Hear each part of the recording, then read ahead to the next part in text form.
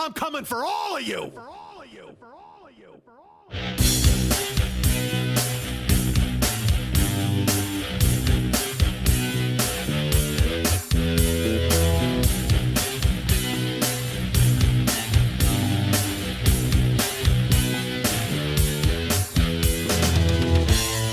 Right now, there's a 15-year-old sophomore in high school who has no idea they're studying nursing just so they can wipe my ass in 17 years. I'm 50 and single. That's a fantastic combination. I'm going to spend my golden years dating a handful of spit and a jug of Astroglide. Hey, what's happening? Mike Schmidt, 40-Year-Old Boy Podcast. You hear people talking? It's because there's people lurking at the time I'm recording the fucking show. How weird is that, right? But I had to jump in here because I got to tell you this fucking stupid story I just heard. All right, so I'm in a guy's house. Look, I'm in Canada. All right, we all know that, right? You guys know that I'm in Canada. I'm in Canada. And don't leave. Don't even think you're leaving. This story is about you, goddammit. Stand still. I don't want people here ever like watching me talk, and yet now I have a room full. That seems high. There's two guys, but still, it could be. And there's a dog. There's a fucking bulldog that sits like a man. That sounds awful, right? Doesn't that sound like an Indian name? Bulldog who sits like man? But he's here. He's fucking sitting there, and he's sweating through his fucking glands, and he's breathing through his mouth, sort of, maybe. And he looks like he should go outside and dig up truffles and eat a cat. I mean, he's just fucking one of those scary ass bulldogs who kind of lopes. He doesn't walk. He's got paws and they go and he puts one foot in front of the other. So if he was at Willy Wonka's house, he'd fit in perfectly. But instead he lopes along this kitchen and he goes like that fucking noise. Like that. Wasn't there a fucking year 2 a bulldog shoved its nose in my ass? Remember that story? Go buy year 2. Don't buy it. Don't buy anything. Don't buy anything I sell.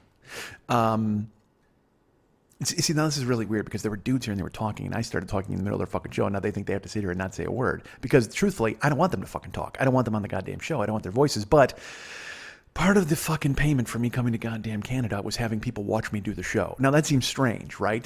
I don't know why people would want to watch me sit at a kitchen island and talk staring at a bucket, but unfortunately, it seems like that's what everybody wants to do. They were like, hey, goddamn it, we want to see you at 1:30 in the morning, try to record a fucking show and not yawn. And here I am trying to do it. And now this is the weirdest thing because they're not responding. So now I'm like, is the show not funny? Or they don't want to be heard on it or what? Because they also told me like, all right, there's a guy, John here, our friend John Floor, and John earlier, he was the one who said he wanted to do the show. And Ken is like, hey, John wants to be like in the room when you do your show. That's fucking weird, right? And I'm like, yeah, that is pretty strange. I mean, I don't know why John would want to do that. But Ken didn't say that, John, by the way. He's just here and I want to make him look like an asshole.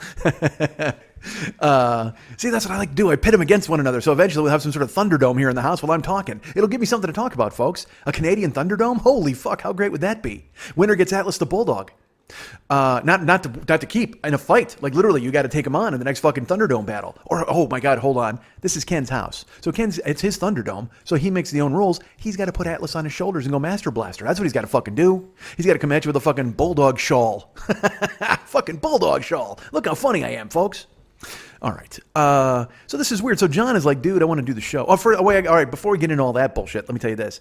Ken's just telling me a story because I'm talking about all my shitty emails that I get. I get tons of bad emails. Hold on. Someone's writing me a note. Hold on. Look. All right. You want to hear what kind of a hell I'm in? You want to hear the special kind of hell I exist in? Ken just wrote me a note to correct the name of his dog in the show as if somehow, I wasn't protecting the dog by changing his name for posterity, and B, the dog would listen and go, hey man, my name's fucking Angus, Jagoff. So that's where I'm at. I'm literally in a house where a guy just hand slid me a note like fucking Steve Buscemi in Barton Fink. My name is Chet. No, dog's name is Angus. And he slid it across the table and it's fucking staring at me right now. I'm looking right at it. God damn it, what a miserable existence. But yet, still fun. I'm having a fun time here in Canada. Here's a story I just heard. Like I said, I was doing an email thing, and I was telling the guys that I get all of these fucking emails here. I see, there's so much that I need to inform you on. I guess I've kind of covered a lot of it. It's 1:30 in the morning. I'm in Ken's house in Canada. And John asked to actually be in the room when the show was recorded. And Ken is like, hey, dude, don't be offended if I get up in the middle of it and I split. And I'm like, I don't even know why fucking John wants to be here, quite frankly. I don't understand why anybody's in here watching this bullshit. And then John goes, so who's seen this so far? Like, literally, it's been Eric and Lily and Jill and David. And I think that's it, right? Is that? Oh, and you know who you forgot? Jess and Chuck from Rock Sugar. They saw me record the show. And also, you forgot 1 week. This was weird. Before I knew how to produce, and I don't really still know how to produce, but before I knew how to push all the buttons, I had a dude named Emilio come over and record me. Does anybody remember that fucking happening? That really existed. It was a friend of Gio's named Emilio, and he came over with his like fucking 11-year-old cousin, and they recorded me on a fucking it was their laptop, and they had to send it to me. What a fucking mess. This thing's a mess. How are you still here after 10 years listening to this bullshit? How do you want to even be in the fucking room? And John's a guy, because again, because Ken and I are driving home, and I'm like, why does John want to be in the room? And he goes, I don't know. He said he wanted to be. And I go, but seriously, but why? What could he possibly get from it? And then the only solution I could think of was that John wanted to be part of the show. Like he wanted to talk and have a Q&A with me or some bullshit. And I'm like, this isn't the fucking John hour. I'm not going to make this about John. I'm not going to have him be the show. And yet here I am doing that very thing. Look at John's fucking psychological mind trick and how it twisted me the fuck around. He's now posteritized. That's not a word. He's now preserved for posterity in this fucking show. He'll be on YouTube forever. They'll be like, oh, John, the dick with the bulldog. But he doesn't have the bulldog. That's Ken's bulldog. All right, never mind. And you know what's? This is even weirder. He said he wanted to watch me do this. They're gone. Like now I'm sitting here alone. I don't know where the fuck they went. They might be playing Nintendo in another room or some sort of Wii bowling. But now I'm still just staring straight ahead, talking to a kitchen window and a fucking bucket. And that's fine, I suppose, because it was weird that they were in here. And again, even weirder that they're not laughing. Do you know how fucking weird it is that nobody's laughing at this fucking show when they're sitting here staring at me? Because the whole point was, with Lily, I was trying to make her laugh when she was involved in this thing. And that was great. And then, you know why? Because she laughed. Like she actually thought I was kind of funny. And the weird thing is Ken and John, I think I'm funny.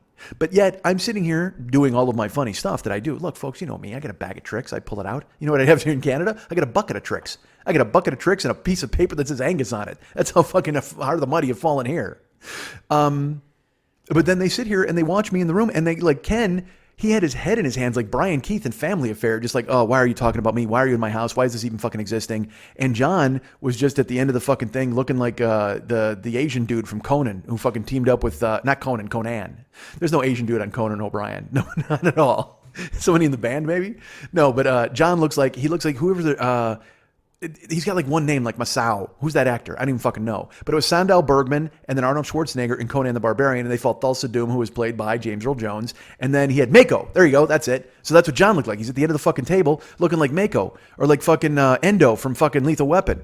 He's going to fucking string me up. That's what they want to do. They want to tie me up and hang me from a goddamn thing in the basement, and they're going to fucking shock me. It's going to be brutal. They're going to shock me, baby. That's what Ace Frehley would do if he was here. What would Helix do if they were here? You wonder about that? Canadian rock band? You wonder what they would do? I'm about to fucking tell you.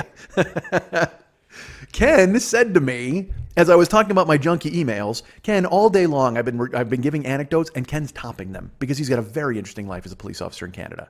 And whenever I say anything, he goes, oh, you think that's bad? Because we were having a podcast earlier called Truck Talk with me and Ken in the car. And it was like, ticky lock, this stuff doesn't leave the truck. And then Ken poured out his fucking sob story about his entire life. And I'm just like, oh, great. I got to listen to this bullshit. Is this why you brought me to town and why I'm staying at your goddamn house? Because you're going to go ahead and regale me with tales about how things have gone awfully awry for you. Awfully awry. Fuck. I was going to say off the rails, and I wound up saying awfully, and then awry popped itself in there. I didn't even mean for awry to show up. So I was going to say off the rails, but that actually went awry, and then awry showed up to take its place. Fucking awry knows when it's needed, and it knew it caused something. It caused a problem. Everything goes awry when awry shows up. All right, so I'm going to breathe. I'm going to breathe for just a second. I'm going to breathe in some of that thick Canadian air. Jesus fucking Christ. And by the way, when I say thick Canadian air, I mean it is thick with the scent of bulldog cum. I mean, I don't know what this fucking dog is doing in this house when we're not here. It is humping fucking cushions. It is rolling around on dish towels. It is doing everything it can to make sure that its house smells like a fucking Atlas/Angus party festival. And it is nasty. And this has been, Canadians, maybe they don't have noses. Maybe that's it. Maybe they can't fucking smell anything, or they don't understand what's going on. Because, look, some of the town is pleasant. Certainly there are pleasant scents. I would say that's just the open outdoors and buildings and things like buildings. Yeah, the buildings smell great. A lot of the buildings out there secreting Axe body spray. Oh my God, they smell fantastic. I just want to wash that body's chest, that building's chest. I want to wash that building's body. So fucking unbelievably, I come into Ken's house and I'm staying here, and again, it's lovely. It's Airbnb. I just didn't know the B&B was bulldogs and bullshit. I mean, I had no idea that was going to be the fucking problem when I got here, because it reeks in this goddamn house. But thank you for letting me stay, Ken. He might have gone to bed. I don't even know if he's still here, because again, they're fucking behind me. What if they cut my throat? Oh, how great would that be? What if this whole thing was a fucking ambush? And then I've always talked about how the show should end with a gunshot. What if I was fucking talking, and right when I said like the sign off, you just heard a gunshot, and the whole thing was a plan to lure me up here? And what if all of you were in on it? Hold on a second. wait a minute, did all of you listeners do this? Because Kenn said he was going to do this, and he put it on the Joker's page. He tried to get people all excited to come up here to fucking Canada and do a bunch of crazy shit. I mean, later on, we got a whole thing scheduled, but we're not going to get to it until next week when I tell you about it. Or maybe we're not going to get to it. Maybe it's a false schedule to get me to come here, record on a kitchen island, and then fucking paint the walls with my goddamn brains. Who knows? I guess we'll have to see. We'll have to just sit here and have to see what happens, won't we? So I'm telling John about my email, and I don't know who John is. Oh, no, I'm telling Kenn. I apologize. I'm telling Kenn about my email. And I'm like, man, I get all these fucking emails. I get like 300 junk emails a day. And there's a beat, and he just goes, I keep getting email from the band Helix. And I don't know what to do with that information. I don't know where it came from. I don't know how that's rolling around in his fucking head. I will say this, though. If I was getting an email from the band Helix, I couldn't wait to fucking tell somebody. So I understand why he brought it to my attention. But at the same time, then his story was, because this, again, he told this story like completely offhand. He's like, yeah, I keep getting email from the band Helix. He goes, do you know who Helix is? I go, oh, yeah, I do. They're awful. And he goes, well, I was going to hire him to play my birthday party. I'm like, what are you, fucking Canadian Spicoli? You're going to have fucking Helix in your backyard, you dumb fuck?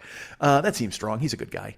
But he's like, I was going to hire him to play my birthday party. And then he details the negotiations between him and the hair metal band Helix to come to their house. And again, he offered him, now look, this will tell you a little bit about Kenn and why I'm able to stay here for free. Kenn's offering Helix $5,000 to come to his fucking house. I mean, how much disposable income did this fucking guy have, and how lonely is he? To top that all off, no wonder he wants me here throwing axes later in the fucking week. Because if it wasn't me, he was going to have fucking Anvil stop by and record another documentary, for fuck's sake. Jesus Christ. Leave the metal bands alone, okay? Let them rot. Let them go away. Oh, man, I'll tell you what. I keep getting letters from Slaughter. It's terrible. They keep sending me emails. They will not leave me alone. Holy fuck. All right. You know what? If I get an email from Slaughter, I guarantee the title, like the subject line of it, would be R.E. to hell with the devil. That's all it would say. It would just be like regarding to hell with the devil. R.E. Bible tosses. R.E. Bumblebee clothing. That's what it would be from Striper. No, it's actually Striper, not Slaughter. Fuck. All right. I fucked up Slaughter and Striper in my own goddamn head. You know what that tells me? I've been getting emails from Slaughter all along and deleting them. Think they were from Striper. Well, see, that's what fucking happens. God damn it, it's my own, because I couldn't wait to hear from Striper, but then I'm like, fucking Slaughter, because they're the Flight of the Angels idiots, right? Yeah, that's what they are. All right.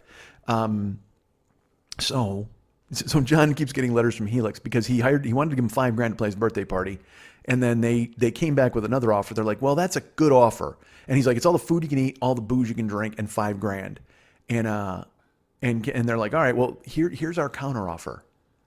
What if we brought an entire world tour rig set to your goddamn backyard and charged you $10,000? And I just picture the lead singer of Helix looking at the bass player as they wrote that email at a Kinko's to try to reach out to Kenn because neither of them has Wi-Fi at their own fucking house.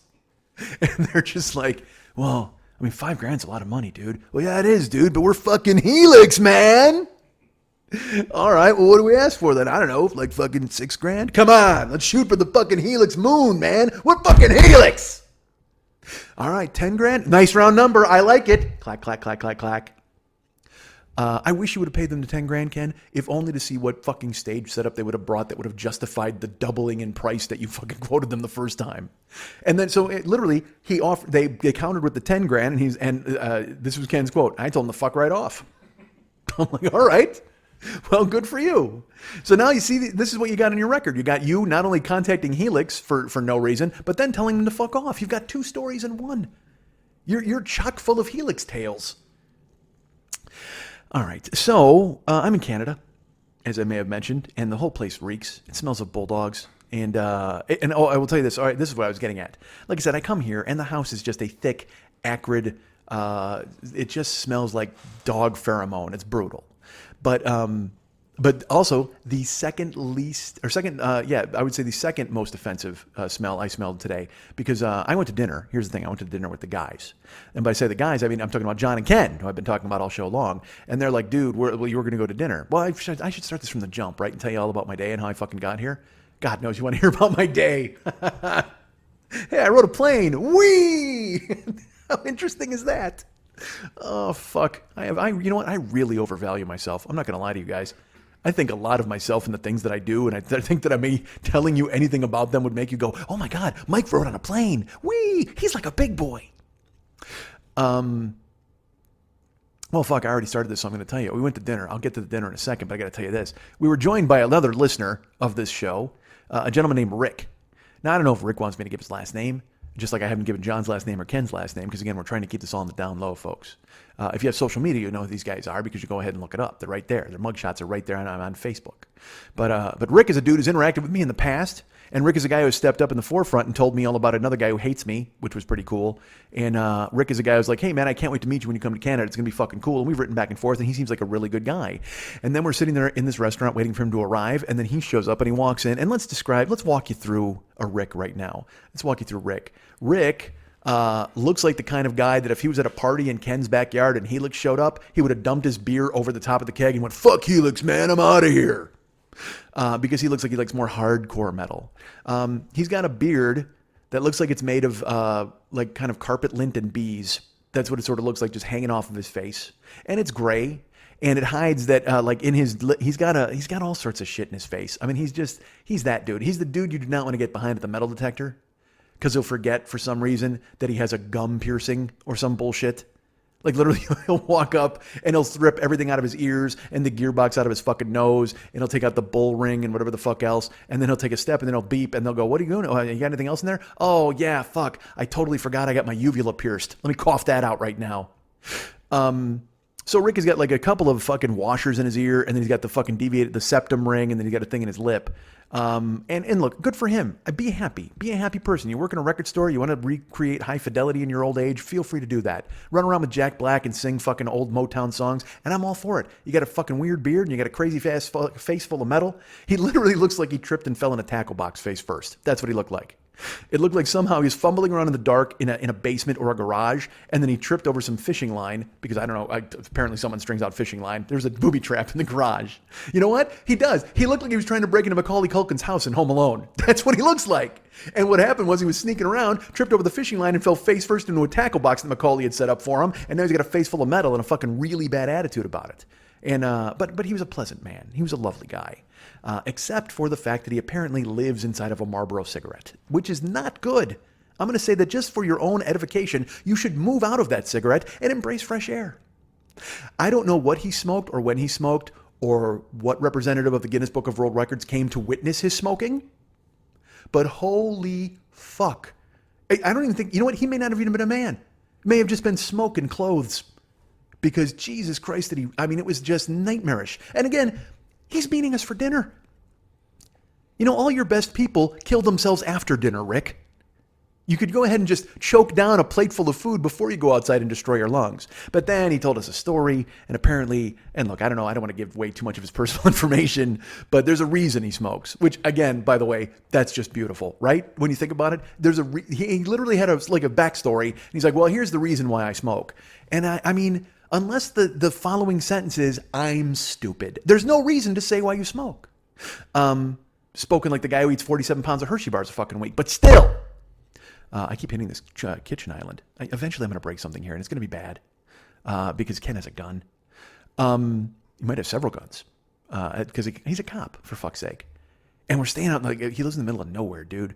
It's just, it's like the fucking corner of Dark as Fuck Avenue and Bulldog Breath Lane. It's just fucking nasty. And it's like a grandma house. Like the outside, it's like kind of like yellow brick, but he's got a 9-foot rim, and I might dunk on him later. All right, so I'm in Canada. That's what Canada's like, man. It's fucking grandma houses and bad breath. That's what's there. Although it wasn't Rick's breath. It was just all of him. He was an apparition. He wasn't even a man. He was a smoky apparition. Who, by the way, when I saw him with the Miracles, he was actually terrific. I gotta be honest. When I saw Smoky Apparition of the Miracles, oh boy. You should, when they left, they didn't come back for a third encore. You should have seen the tracks of my tears. All right. Stupid.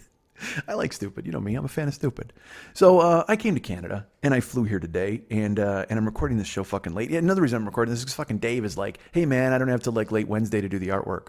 And because apparently he's the boss now of this show, I guess.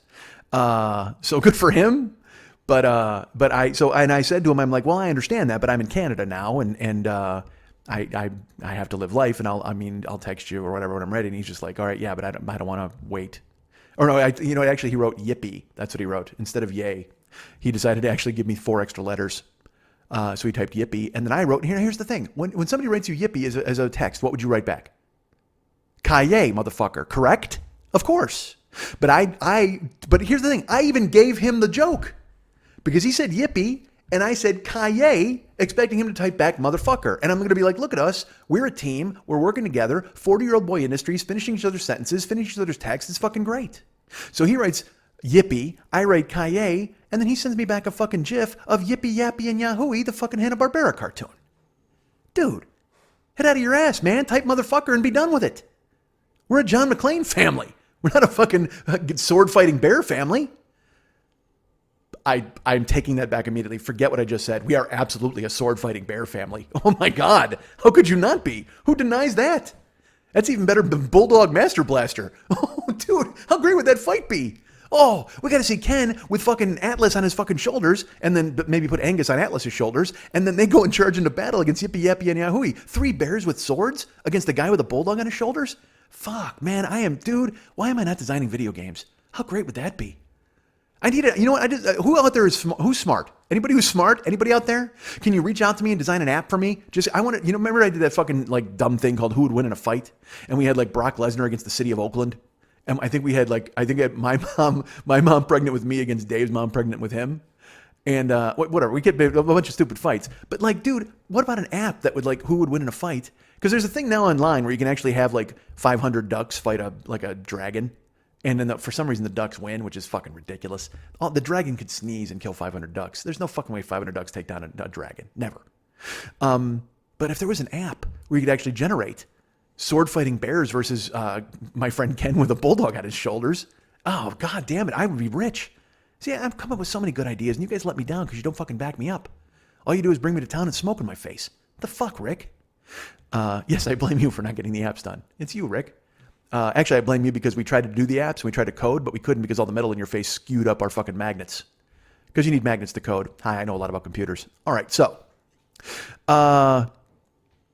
Again, by the way, complete silence in here. John and Kenn, they may have left. I have no idea if they did, but it does not inspire any confidence in me at all that this show is funny. It does not make me think that anything I'm doing is right or good, and it makes me think maybe I should pack it in and just finish. Because you know what? That's all I do. What if I did this show? Here's the thing I'm going to do. I'm going to go on a world tour with this show, and I'm going to alienate people 1 week at a fucking time. That's how I plan to do it. I did it with my original producer, and then she's off doing, her very important things that she's got going on and wants nothing to do with me. That might not be true. I may be exaggerating a little bit for the show, but who cares? So then I move on and I go to Canada, and I alienate a couple of dudes here. That's what I want to do, a world tour. Holy fuck. I go all over the fucking place, and I just fucking alienate people in every goddamn country.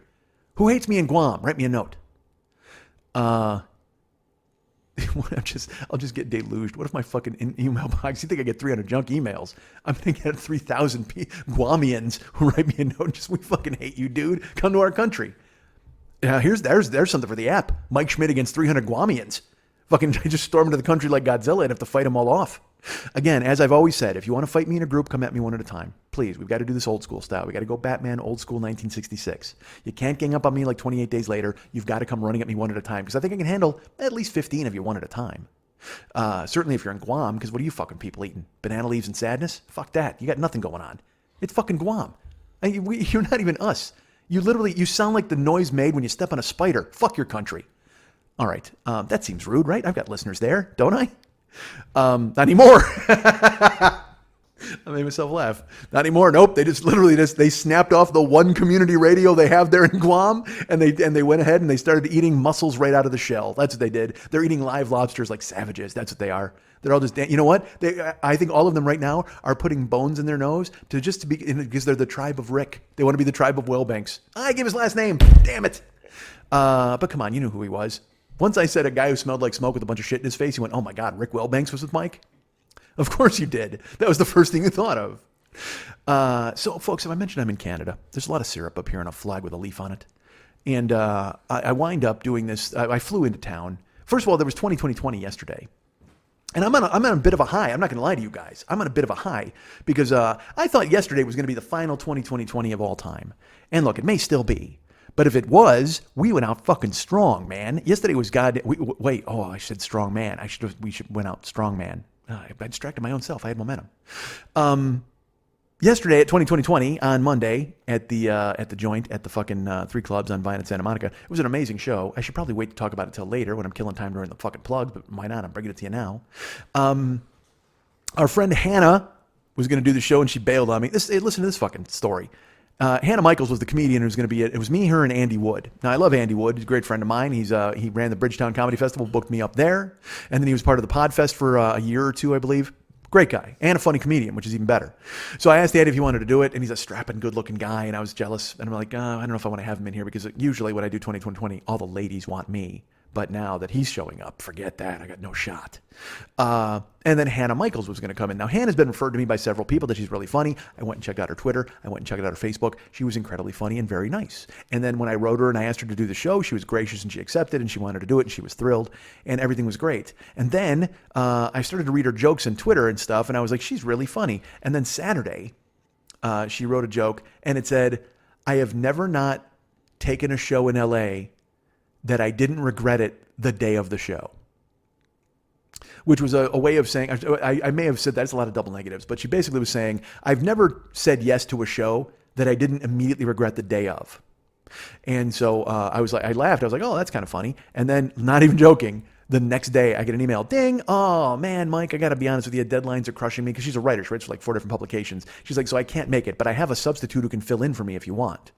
And all I wanted to do was I just wanted to send her a screenshot of that thing from Saturday. Like I just wanted to go, oh really? Well, check this out. Not like she didn't know that she'd written it or anything like that, but it just made me laugh that she's like, oh my God, I regret taking shows all the time, especially the day of. Well, that's how fucking freaked out she was about 2020. She regretted it on Sunday, not even on goddamn Monday, which was good because it gave me time to get one of my coolest friends and funniest comedians that I've just discovered with 2020, Brandy Posey, was in town. And I texted her and I'm like, hey, Brandy, you want to do this? And she's like, yes, because Brandy Posey, in addition to being a very funny comedian, has that Jackie Cation work ethic. Like Jackie Cation is she's like the anti-Hannah Michaels. Like Hannah Michaels might be the person who's like, and look, I'm just teasing Hannah. I'll have her back. I mean, she's totally funny. But if she's someone who ducks out of shows the day of, then Jackie Cation is the like remore eel who's swooping along the bottom of the ocean and just picking up sets. A 7-minute here, a 5-minute there, a 3-minute there. Hey, what do you got at Flappers? Can I say hi to people at the door? I'd be happy to do it. I can try one joke on them and go home. That's who Jackie is. And she won't even go home. She'll literally go to her house and just like, I think Jackie may write her own phone number on bathroom walls so people will call her at her house and she can do her act. I mean, that's fucking dedicated work ethic, folks. And Brandy Posey has that in her. Brandy Posey, she's a badass, man. She's just fucking great.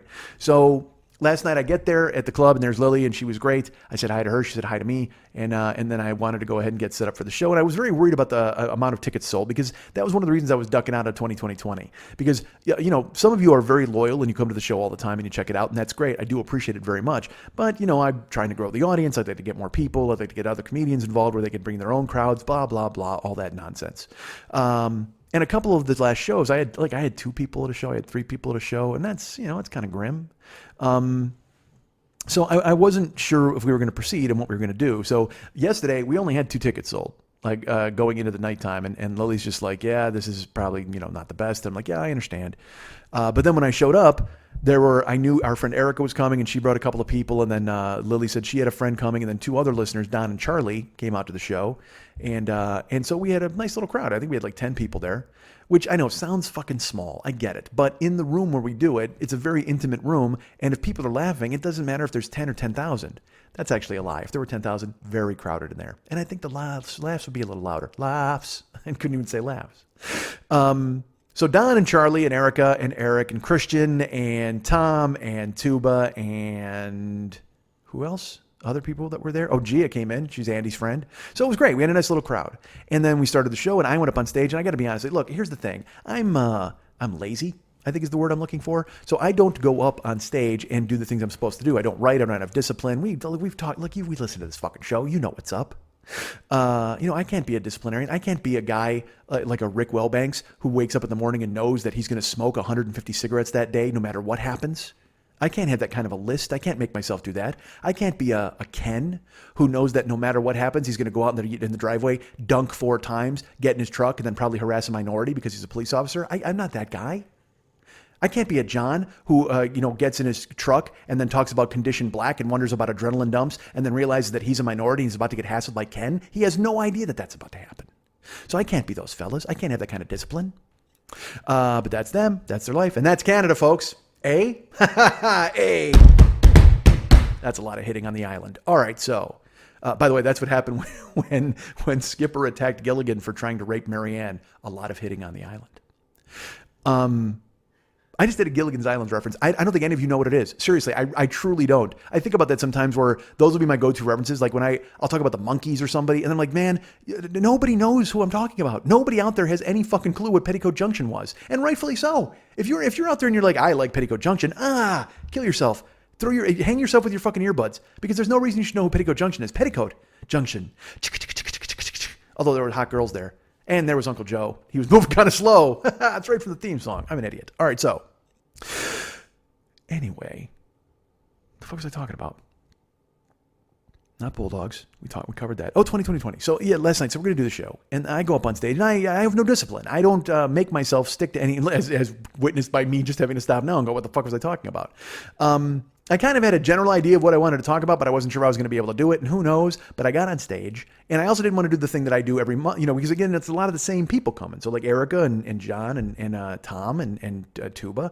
And I didn't want to be that guy who always talks to them and asks questions and stuff and builds a set out of that. So I wanted to have some fucking stories ready. So yesterday, I just wound up talking. And again, same deal. I wound up talking to them, but then I stumbled into stories, and I wound up telling stories. And dude, look, I should have fucking taped it, is what I should have fucking done, because it was goddamn, you know me, I think I'm great sometimes, and sometimes I think I'm fucking awful. Yesterday, we're going to go with the former. I was fucking great. Clearly, I was absolutely really good. And here's why I knew, because Andy and Gia and Brandy were laughing. Honestly, I was trying to make Brandy laugh the whole time.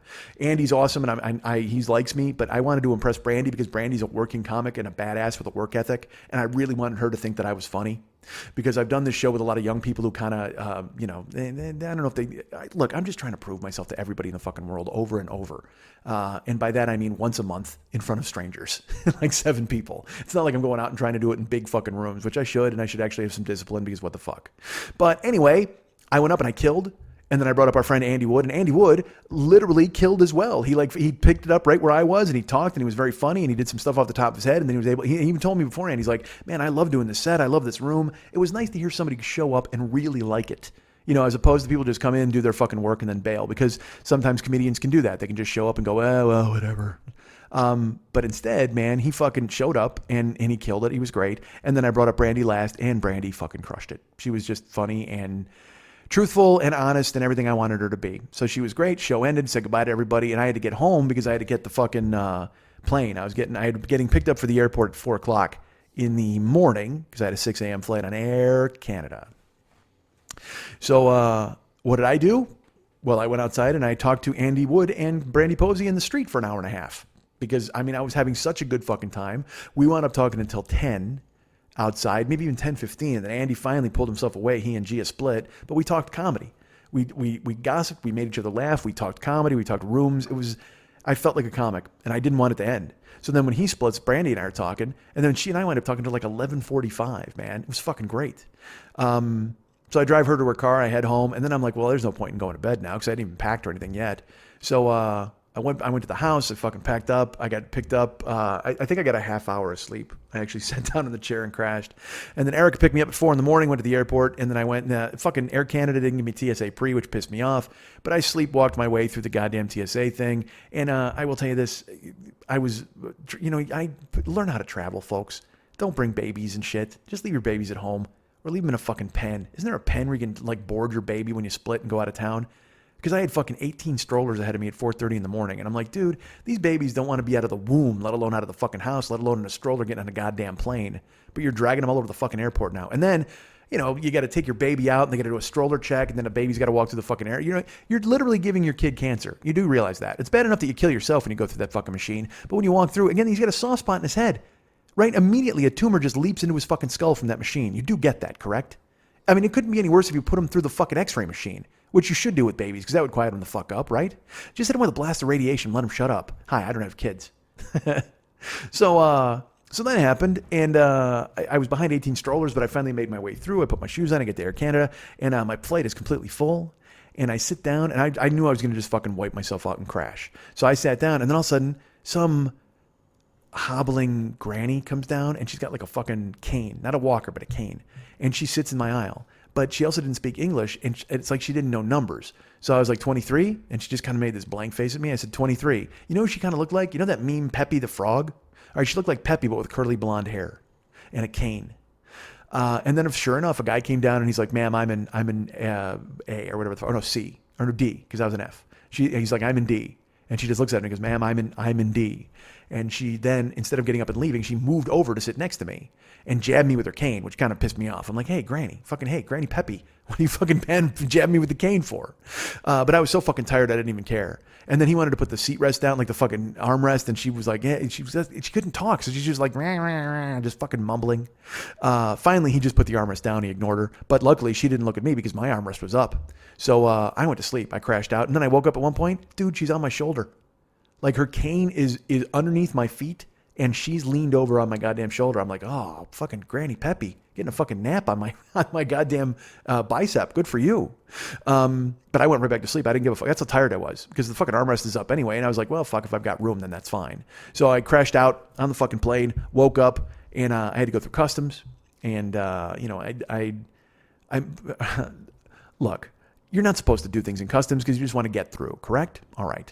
So there's the first window of customs where I had to go through, and a supervisor made me stop because he had a teachable moment with the Indian in the box. So he's just like, and the two of them are just, they're having a very Indian type discussion, and I can't do the accent, but I'll, like that. Oh, you don't understand. You're supposed to send them over to this window, like all that fucking bullshit. And I'm standing there just waiting because I just want to go. And I would say this: one of the reasons I was pissed is I'm holding like my fucking bag. So my bag is full. I'm holding my laptop, and I've got a fucking hoodie on because I use it on the, it makes a little house for my iPod when I'm flying. But now I'm sweating like a fuckhead because I got it all over my fucking, my bags are being. So I said fuck it. I put my stuff down, stripped off my hoodie, threw it in my fucking bag, and then I got called to the front. And the guy, he said, all right, sir. Well, what's the purpose of your visit? And I said I was just here for pleasure, and I was seeing friends. And he goes, oh, you're from Los Angeles? I said yes. And he goes, I have never been to Los Angeles. And I said, well, you should go. It's a fantastic place. And he goes, I'm gonna try to. And I said, well, if your supervisor ever lets you out of the box, you should think about going. And he looked at me, and even better, I didn't realize the supervisor standing right there, still there, just in the other window. But he heard me, and he kind of looked at me. And in my head, I go, get out of here. What the fuck are you doing? You're causing fucking some rigmarole over here at the goddamn window. Just fucking move. You go breathe Canadian air. So I did. I grabbed my stuff and I fucking bailed. And I had to text Ken and tell him I was there. And then, of course, I had to look up the video for YYZ by Rush, and I tried to throw it on the Joker's fan club page to announce that I had arrived in Canada because I think I'm somebody, even though I'm not. And then other people wrote me, and they're like, what's going on? How are you? You're in town? I said, yes. And then I told Ken I was at door C. And then I thought I was ready to walk out, but then there's another fucking line. There was like another 80 people in line. Just, it looked like... any disaster movie where they say there's a tsunami coming to New York and then people are just walking over a bridge because their cars don't work. That's what it looked like. It just looked like the last days of Calcutta as everybody's trying to rush the fuck out. Hey man, the Indians are taking a beating in this show. What the fuck's wrong with me? I think I have no beef with these people. So I get in the line and I fall in and we're moving and we're going through and I get to the front and again, it's a couple of Indian dudes and the one dude he's looking at everybody's customs form, and the other guy is kind of telling him something, and the phrasing he goes, I'm telling you it's not there, or I'm telling you it's not there, and the other guy's like, no, I know it is there, and he goes, I am telling you it is not there, and he goes, and I get to the front, and he goes, Sammy, I'm telling you it's there, and I go, yeah, Sammy, it's there. And they both stop and they look at me, and in my head I go, why do you do these things? There's no reason for you to do this. Well, you're just entertaining yourself at this point. But I was like, yeah, and at least I didn't go, oh, yes, Sammy, it is there. If I'd have done the fucking accent, then forget about it. I'm in some Canadian jail right now eating bad secondhand curry that those guys made in their shoes.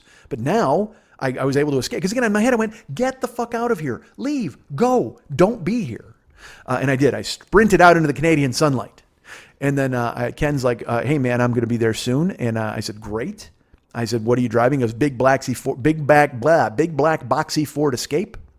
And I said, seriously? I'm going to need a better car than that.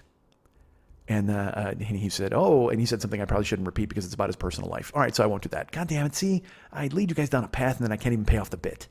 But then he pulls up, and I should tell you this, by the way, you know what everybody owns in fucking Canada, at least today at the airport? Big black boxy Ford things.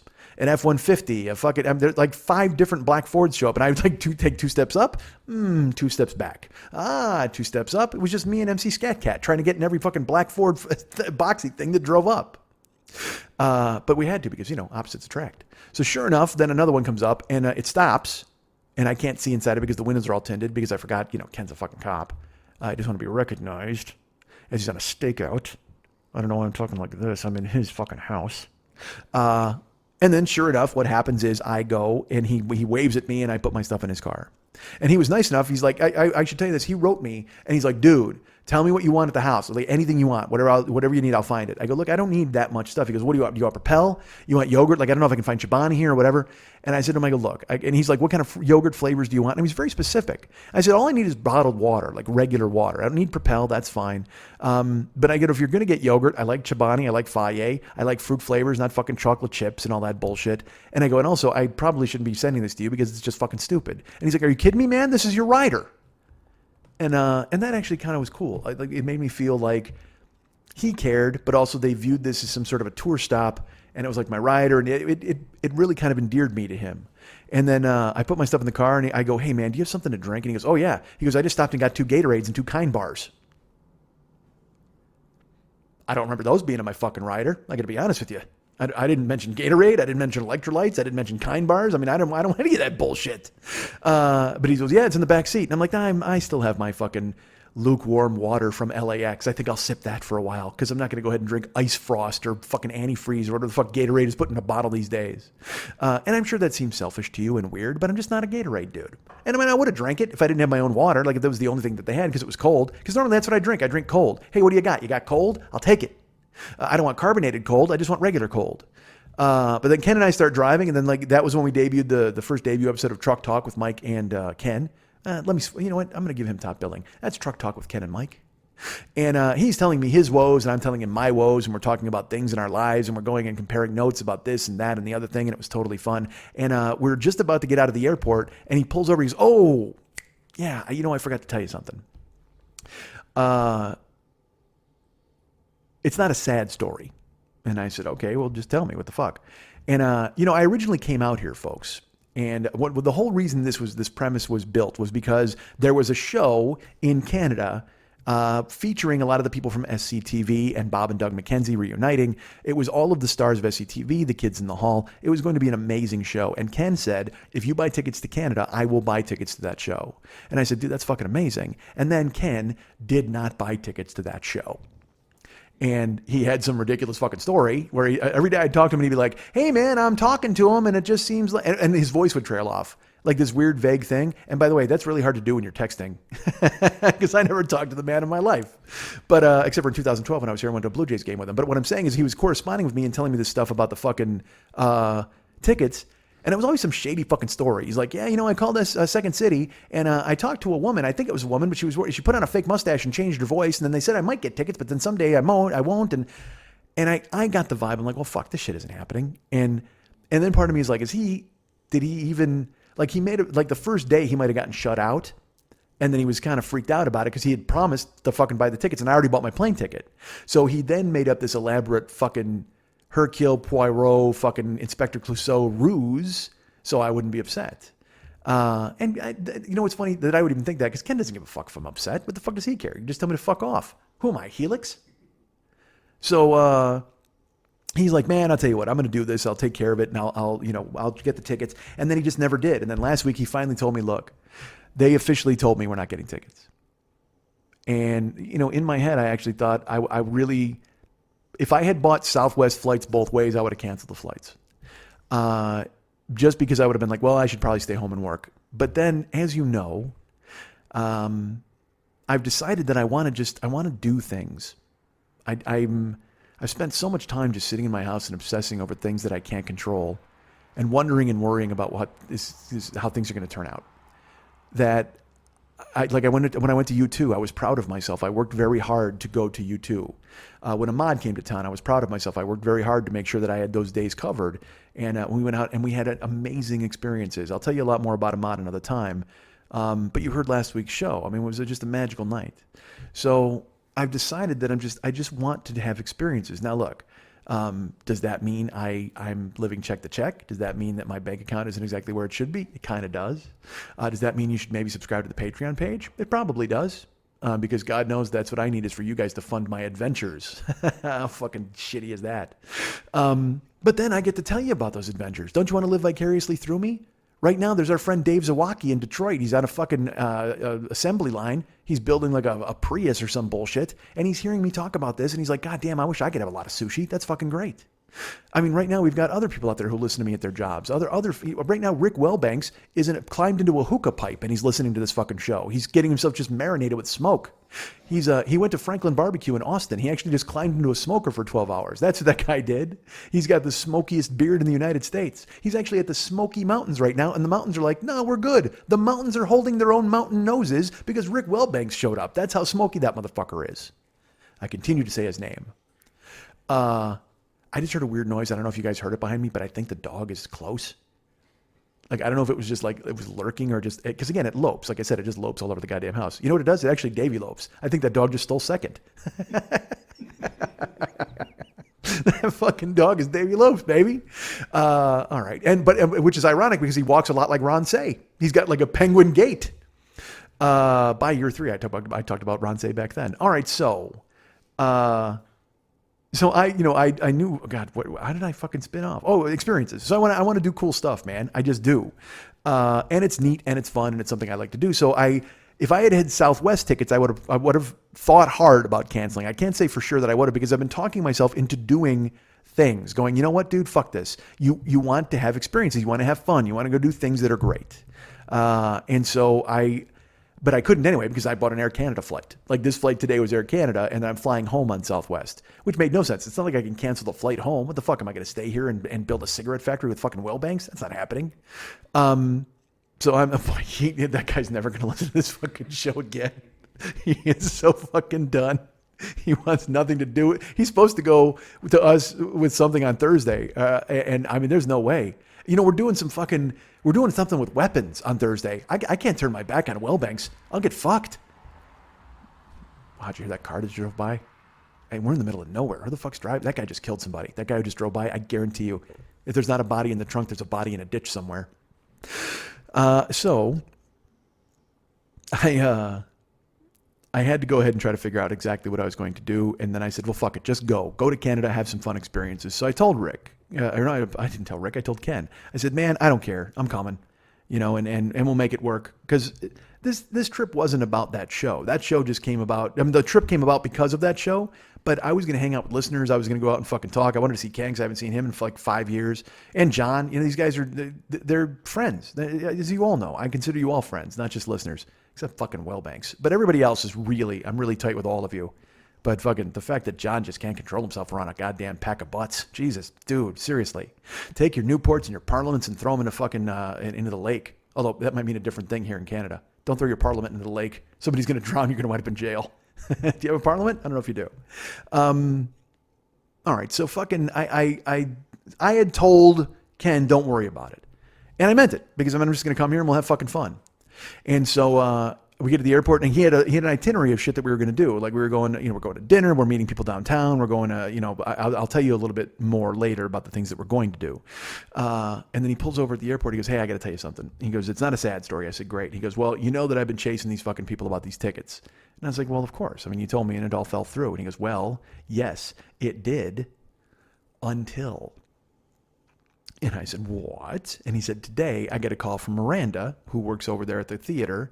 And she said, listen, would you still be interested in tickets to the event tonight? Because apparently what happened was a ton of people called up the day of and put tickets on reserve, and then they canceled them in the interval. So they had seats they could release to the general public tonight. Not many. I think there was only 4 of us. There was me and Ken and then another couple of people who got in. And the only reason, I'll tell you later why she let those people in. But I didn't know what to say. I'm staring at him in the car and I'm trying to understand what he's saying and see if he's being serious. And I just went, are we So what do you mean? He goes, so we're going to the fucking show tonight. Dude, I want to do a fucking cartwheel. I want to do a round off and a somersault and some other gymnastics move that I can't do because I'm fat. I mean, I almost fucking threw them all into a goddamn Vegematic and just busted them out. And I hugged him in the car. I was just like, God damn it, dude, that's fucking amazing. He goes, yeah, right? He goes, so the way I see it is we can't go to my house because it's far away. So we'll go to a gym and we'll change clothes and let's kill some time and have some lunch and we'll figure that out. And then we're meeting John. And I go, I don't give a fuck, honestly, whatever you want to do. I said, I kind of want to brush my teeth and put on some jeans if we're going to this fucking show tonight. And he goes, well, they told me that shorts were okay. And I said, well, you fucking hillbilly. You just paid $1,000 for tickets. You're going to wear goddamn shorts? And then I thought about it and I went, hey, I don't want to change clothes. I'll wear some fucking shorts. Perfect. I didn't pay any money. I'll be his hillbilly plus one. Bring me in there, motherfucker. Let's bring the class down in this joint. So he's like, we got tickets to the fucking show at Second City. And I couldn't believe it. I'm stunned.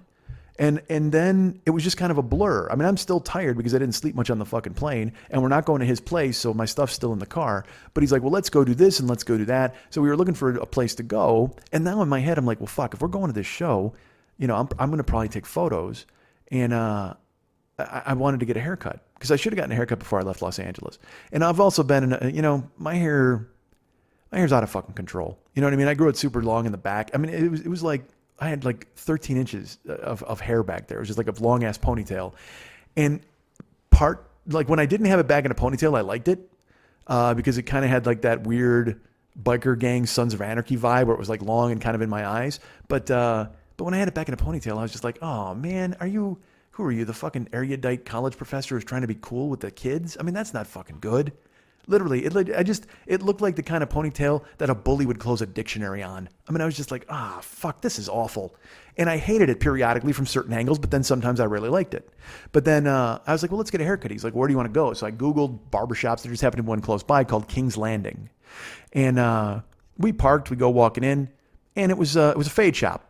So it was like, you know, it was a bunch of dudes cutting hair and they were cutting heads, man. They're doing fades and all that kind of stuff. And I waited. I got called up by this guy, Eric. And this dude, Eric, is like, where are you from? I said, Los Angeles. He's like, oh, I just flew in from Los Angeles. I go, so did I this morning. He goes, yeah, me too. I go, what? He goes, yeah. He goes, I got into town around like 1. I go, fuck, I did too. I go, were you on the 6 o'clock at Air Canada? And he goes, no, I was on a 6 o'clock for United.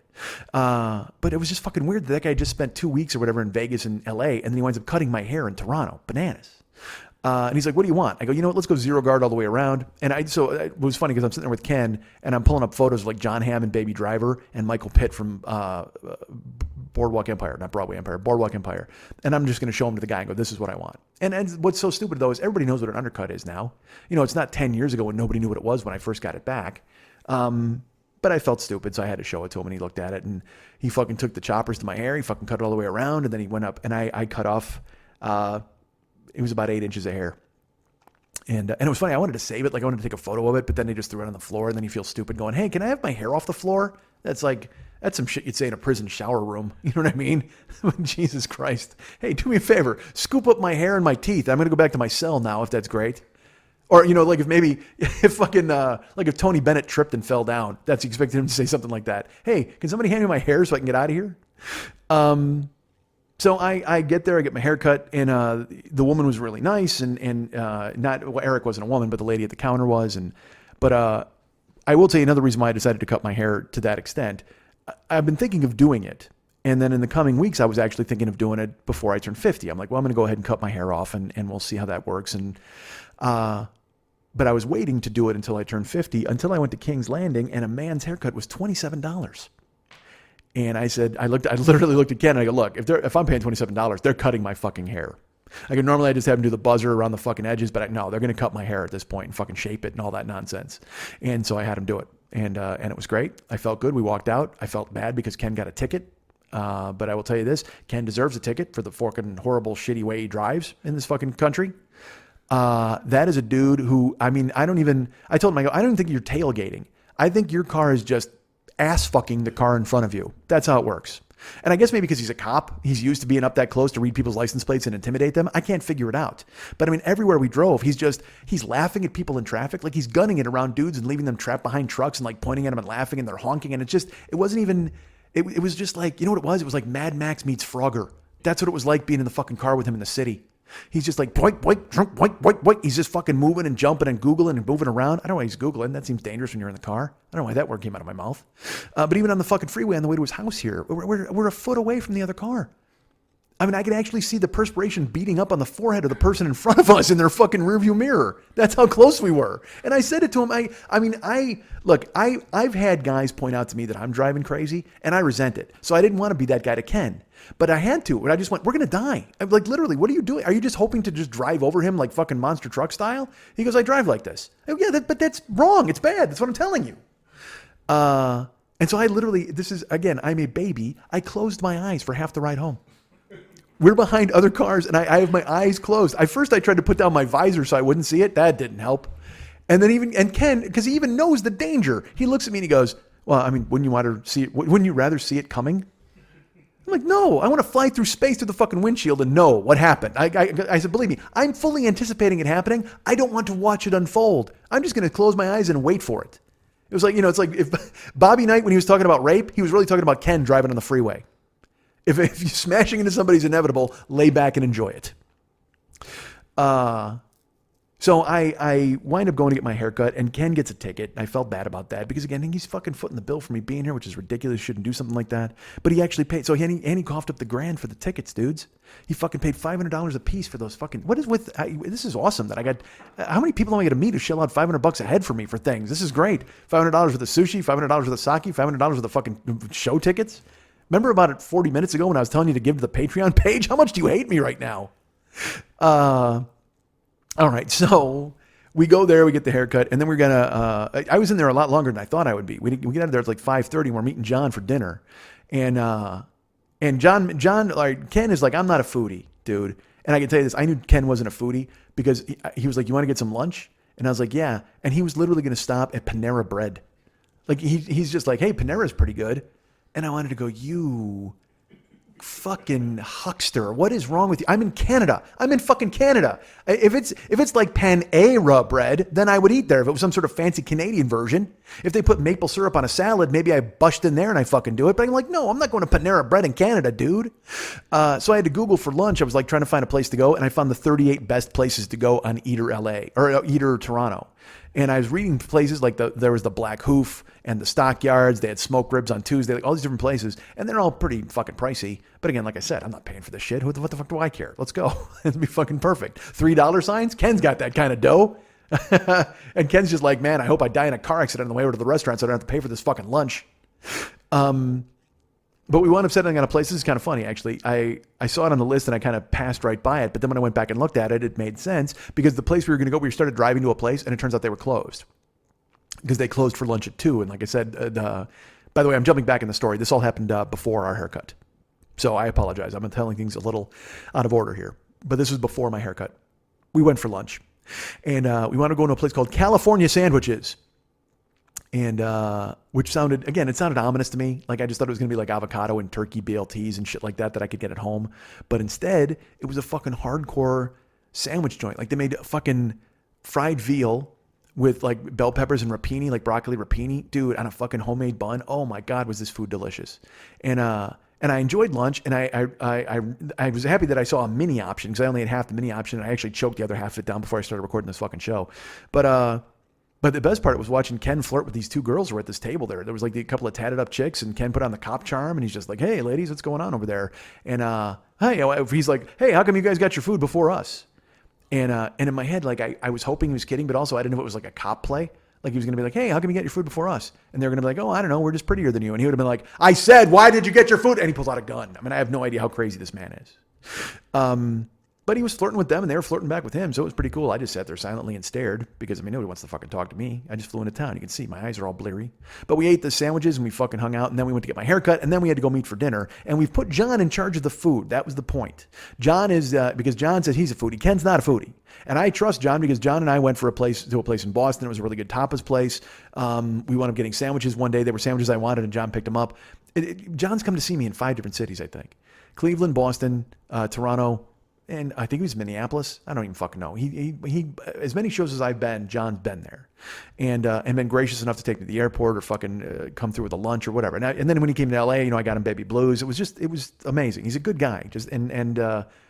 I don't know why he wants to be in the room to fucking hear me do the show. And am I lying about him because he's sitting here in the room? Possibly. Maybe because of that. By the way, remember I told you that they're not laughing and I can't see them? John is actually sitting directly next to me now with his eyes just staring into my ear hole. And so I think he was waiting. He hadn't been mentioned in a few minutes, so he wanted to make sure that I said his fucking name. So we wound up going to meet them for dinner. And they said there was a place called Modern Pierogi. Was that the name of it, I think? And it was the three of us, and Wellbanks is going to meet us there. And we sit down, and I was very worried because I started reading about these pierogies, and they were like pierogies with like pulled pork, and pierogies with bacon, and pierogies with fucking duck confit, and I love pierogies. I mean, fuck that. Anywhere pierogies, I'm going to eat them. It's going to be amazing. But I just wanted potato and onion pierogies. I wanted plain potato and onion pierogies with butter. That's what I wanted. So when the fucking gayest waiter ever floated up to our table, and I mean, he was all right, this is going to sound terrible, and I don't mean it to. He was. Fuck. Well, I'm in trouble. He was gay fat guy. You know who gay fat guy is? Like his pants are pulled up just a little too high, and he thinks he's still fashionable because he's gay, but he doesn't realize that because he's fat, all of his gay has been neutralized.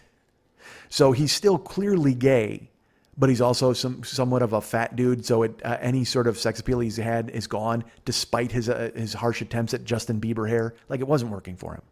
And he had tight shorts, and it was grim, but he was a nice kid, and I'm sure he loves the fact that I'm in the middle of a farm right now talking shit about him at 2 a.m. morning. But he came over and he's like, "What kind of pierogies do you want?" I go, "Do you have anything with just potatoes in it?" He goes, "What do you mean?" I go, "Just fucking like potato pierogies." He goes, "All of the pierogies are potatoes." I said, "What do you mean?" He goes, "All of the pierogies are potato and onion, and all of the stuff you're reading about goes on top of them."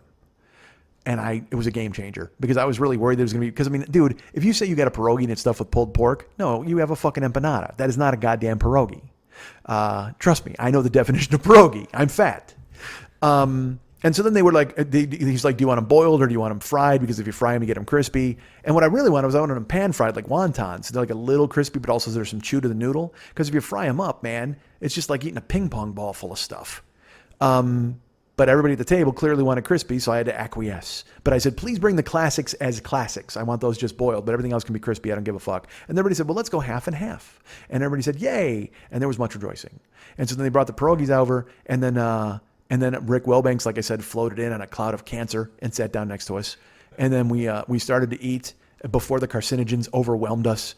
Literally, it was as if a convict wanted his last meal as he was being killed in a garage with an exhaust hose running into his car. That was what it was. Like, if you ever ordered a pizza for your own suicide, that's what it was like. He's just sitting in a fucking car, eating his own pizza while the fucking exhaust fumes overwhelm him and put him to the eternal sleep. Because holy fuck, Rick, I'm sorry. You need a power wash, not even a shower. You need to go to a car wash and have 4 dudes just blast you with a power washer and wring you the fuck out. But then they brought the pierogies, and look, I'll be honest with you, it was okay. I hope John picks up his game a little bit over the next couple of days as far as picking places, because it was just all right. And then everybody got crispy pierogies. And then John decided to order like another plate of pierogies, and then he ate it faster than any human being should ever do anything in their lives. It was literally the Usain Bolt of pierogi eating, because he knew we were running late for the show and he didn't want to fuck us over. So he's just shoveling pierogi and bacon and sour cream and shit into his mouth. And then he put the dessert pierogi on the same plate. I'm like, dude, what the fuck are you doing, man? That's a sweet cheese pierogi, and you're putting it on a bacon fat plate. And he just he put whipped cream, strawberry compote, sour cream, and onions on it. And he goes, "It's all protein, man." And then he fucking choked it down. And I went, you have a problem, just a real problem. But then I realized to myself, you know what? With fucking Wellbanks here exuding fucking cancer into the air, none of us can taste anything anyway. So go ahead, John, choke it down. Just finish the plate, man. Because literally everything that we ate just tasted like chewing on the butt end of a cigarette filter. That's all it was like. It tasted like making out with the fucking guy from the X-Files, Cigarette Man, or whatever the fuck, with the hole in his throat. Oh, wait, people are moving around. Oh my God, you stayed up, Ken? Ken, you were supposed to go to bed, dude. Ken was like, I'm going to totally drift off and go to crash in the middle of your fucking talk. And now he's getting himself some iced tea, and he's in for the long haul here. All right, good. Now maybe, so this is something you both can see. Now you see why the show takes so fucking long. Because like, I haven't even hit the main point, have I? The thing I was going to talk about. No. Instead, I talked about a bunch of other stuff. And so that's why John wanted to be here. He wanted to see exactly why this kind of shit happens. And also, they're both astonished because they can see that there's the fucking, that obviously I have this all scripted. I have like 35 pages written out of all of this that I've talked to you about. So we go to Modern Program, we choke it down, and then we have to hustle to the club. And then we go outside. John gives us a ride. I change my shirt because I got to at least change my fucking shirt. And we go to Second City. And we get in line, and it's me and Ken. You know, John took off. He was going to meet us later to come here and watch this fucking debacle. And we went to Second City, and we hung out. And I was like, do we just walk in? What do we do? Do we stand here? Because there was a red carpet. And it looked like we were all standing to walk the red carpet, which is fucking dumb. I mean, I don't know why we were all going to walk the red carpet. But it turned out we were in the right line, and we had to go through, and then people would look at our tickets, and there was bouncer guys. And as I walked up, Dave Foley from Kids in the Hall was being interviewed on the red carpet. And there was probably like 6 or 7 different television stations from Canada there. And then there was a bunch of hangers-on looking at people, and people were walking the red carpet and saying hello, and we were waiting to go in there. And then finally, we get to the front, and we were greeted by, this was strange. I didn't know who this gentleman was, but there was a gentleman in a wheelchair outside. And this whole show was a benefit for the Spinal Association or Spine Injury Institute of Canada because Jake Thomas, who's Dave Thomas's nephew, possibly, was in some sort of accident. Now he's in a wheelchair. Well, so then I see this guy, and immediately, of course, I think, well, this is Jake Thomas. Like, he's just here to thank us all for coming to his benefit. But then he introduces himself as Peter. And I was like, oh, terrific. And I took his hand and I shook his hand. And he was talking to everybody in line as they waited to get their tickets. That's why I thought he was a duly deputized representation of the Thomas family, but he wasn't. I think he may have been there from the Spinal Association.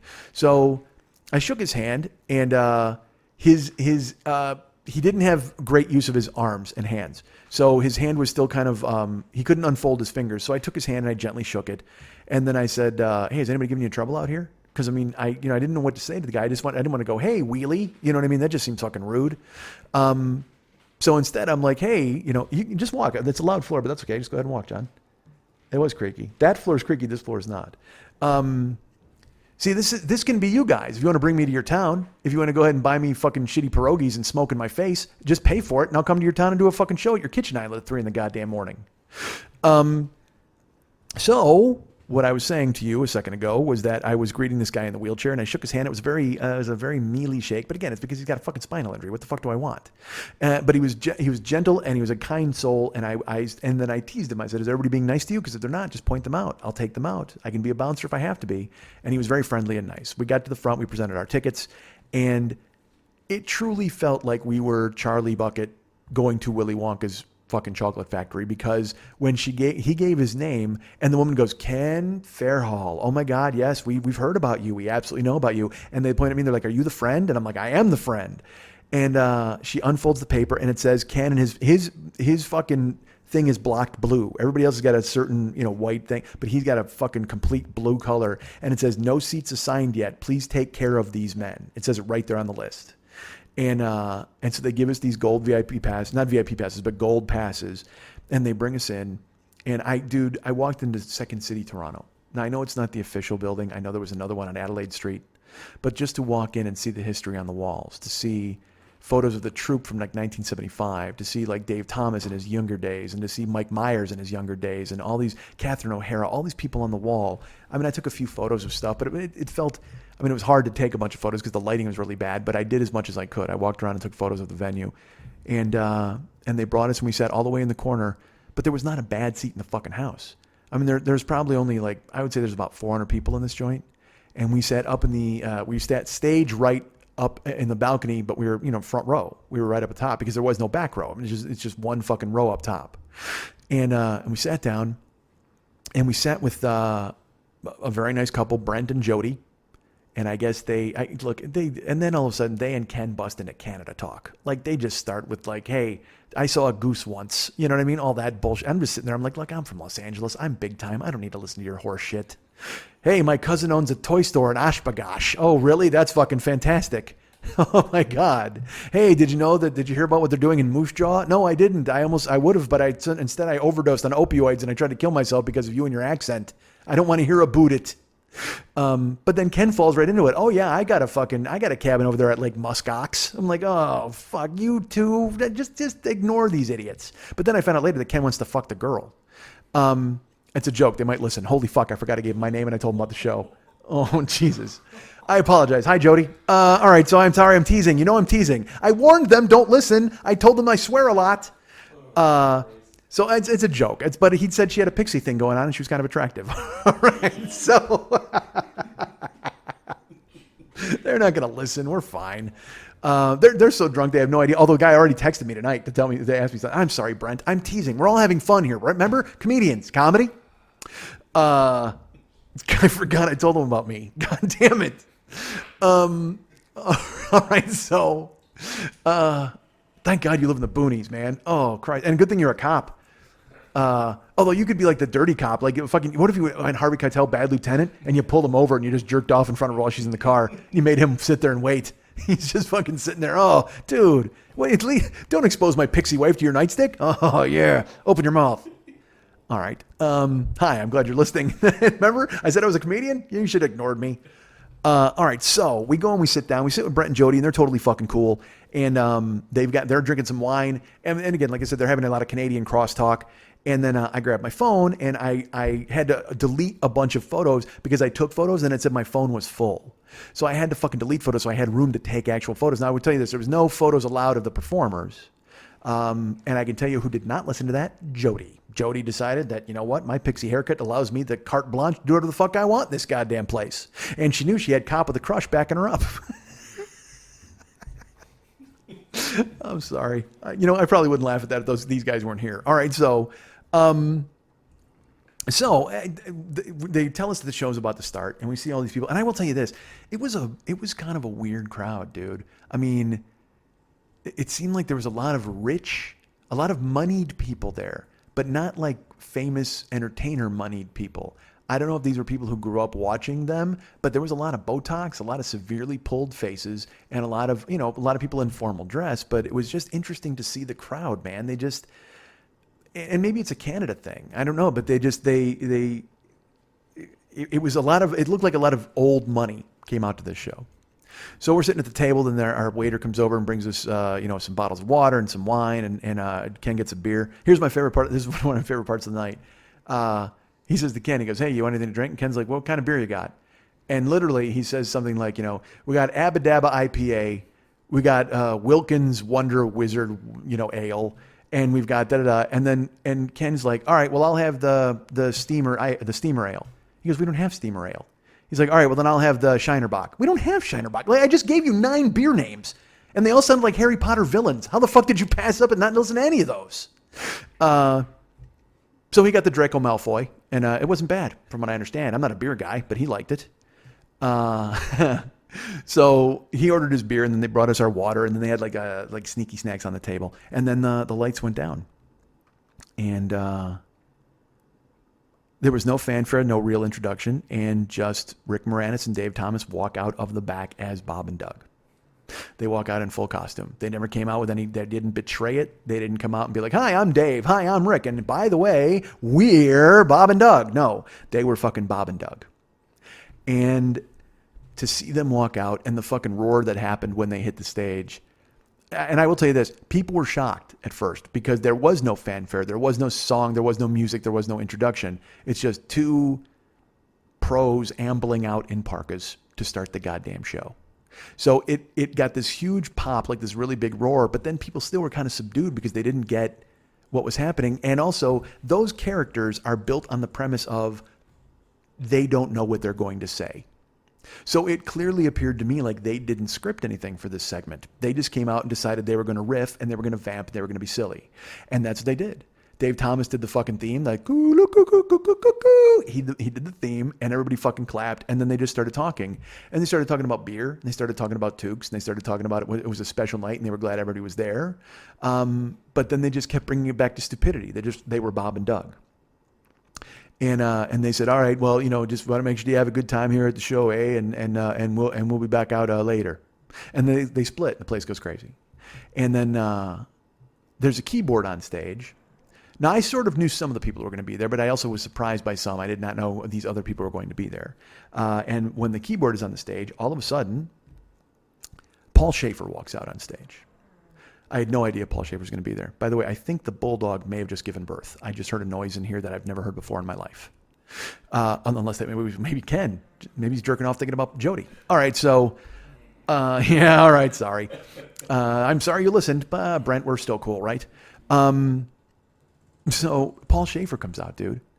And he sits down at the keyboard and he just starts talking and the place goes crazy, and he starts playing and he's like, hey, I've been in this business forever. He goes, I've been in here a long time. He goes, I spent 33 years as a sidekick for a guy. He goes, but that's ancient history. He goes, but I'm here to bring out the most talented man in show business, the most unbelievable performer in the history of our, the whole build up.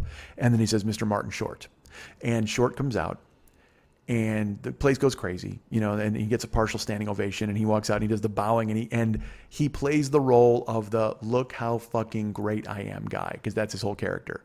And he just starts walking back and forth and bowing and pointing and pretending as if he's in Carnegie Hall and he's dying in the morning and they're there to fet him. I mean, it's just this crazy, they go crazy and he's eating it up and he's encouraging it more and more. And then he stops and he goes, all right, well, please sit down. Nobody's standing, but he says, please sit down.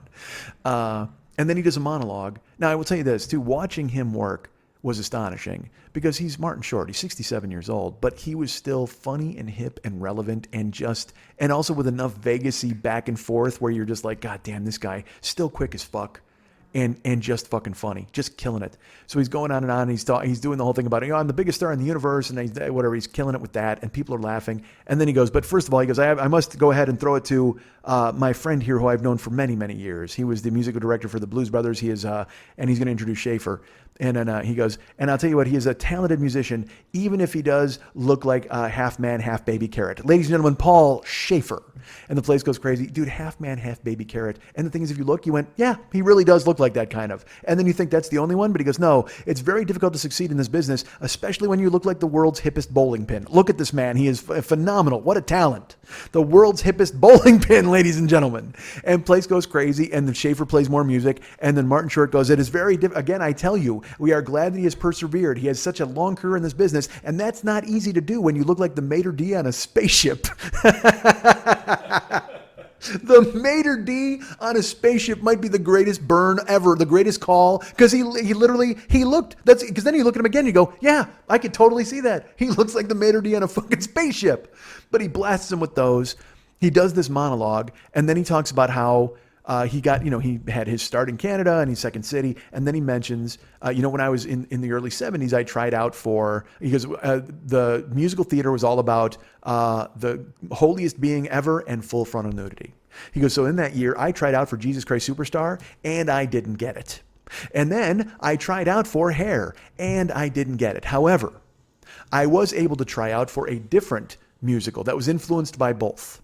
He said this was a show that combined the holiest man to have ever been in existence and also full frontal nudity.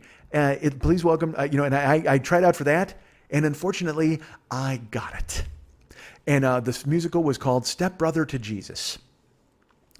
And then Martin Short does the song Step Brother to Jesus from this fictional musical Step Brother to Jesus. And he kills it in a way where you felt immediately, you went, all right, we're watching a musical now. It's that same kind of vibe. I'm my mother and Jesus, all this fucking, that kind of music and that kind of singing. And he does these goofy runs across the stage and he's, like a little kid running with his arms flailing and stuff. And then he's talking about his mom and she had sex with God and then his love was left in her belly. And then she was a leper and she staggered across the field on one leg. And then he goes, and then he starts fucking taking his clothes off. He takes his jacket off. He starts taking his shirt off. He reaches for his belt. And I'm like, he's not going to do this. I mean, this isn't going to fucking happen. And then he goes, and then she had, and he goes, me. And he tears his clothes off.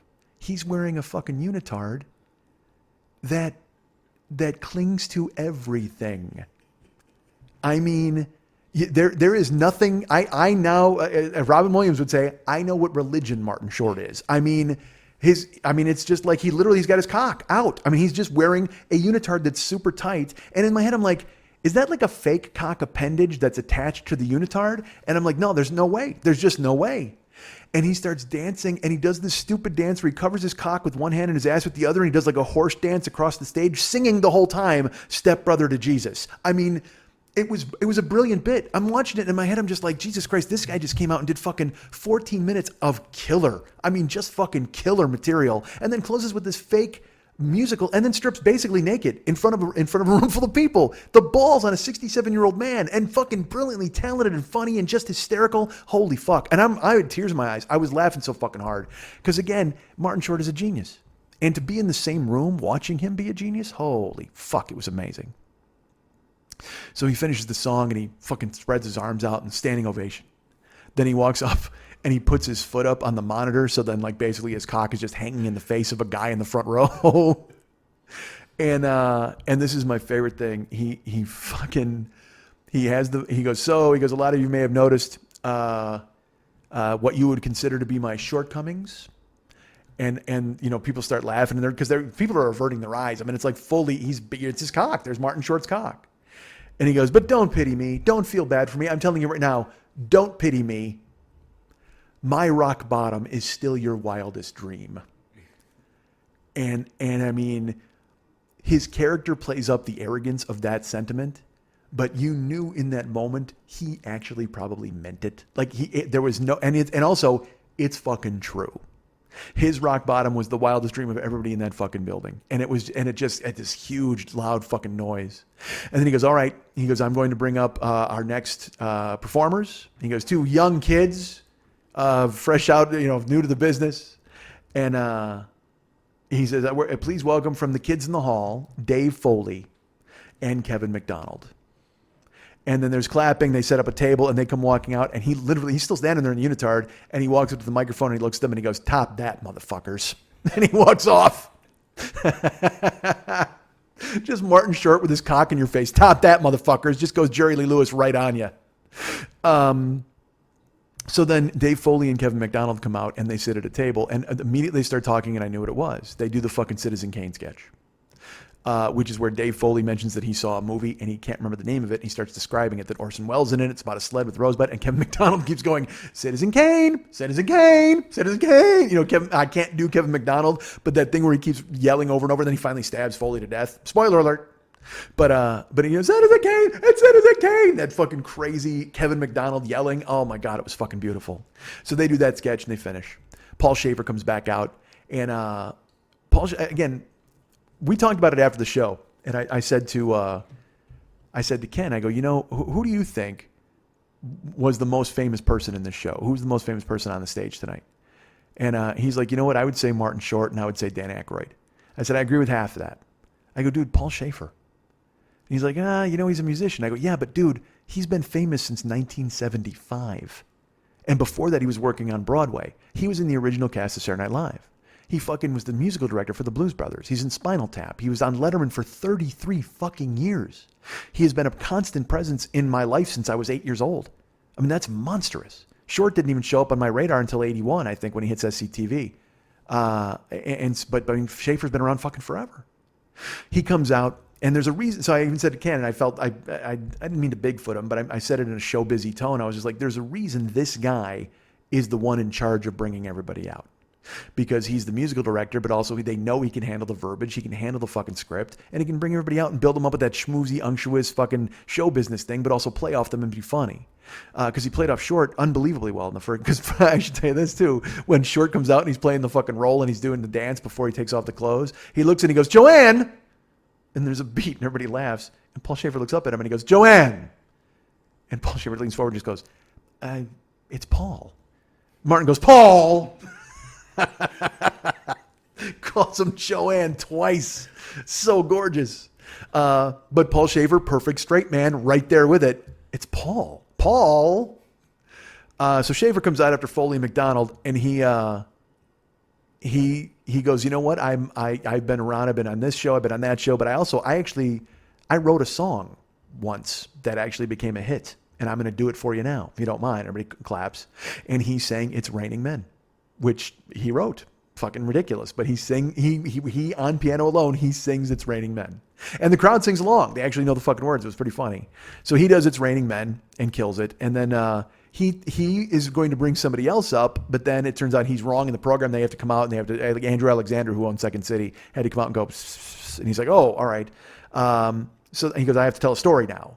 So he gets up and he tells a story about being working for Joseph Papp on Broadway in 1974 and being sitting alone in a restaurant. He said while he was practicing the piano parts for this Joseph Papp production, Joseph Papp was auditioning other piano players in the same room. He goes, that's the kind of pressure I was under.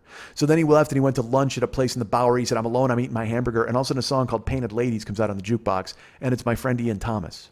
He goes, I hear it and I hear the riff, and there's a keyboard part in it, and it's fucking amazing. And I in my head, I got the strength in that moment to go, well, my friends have a hit, I can do this.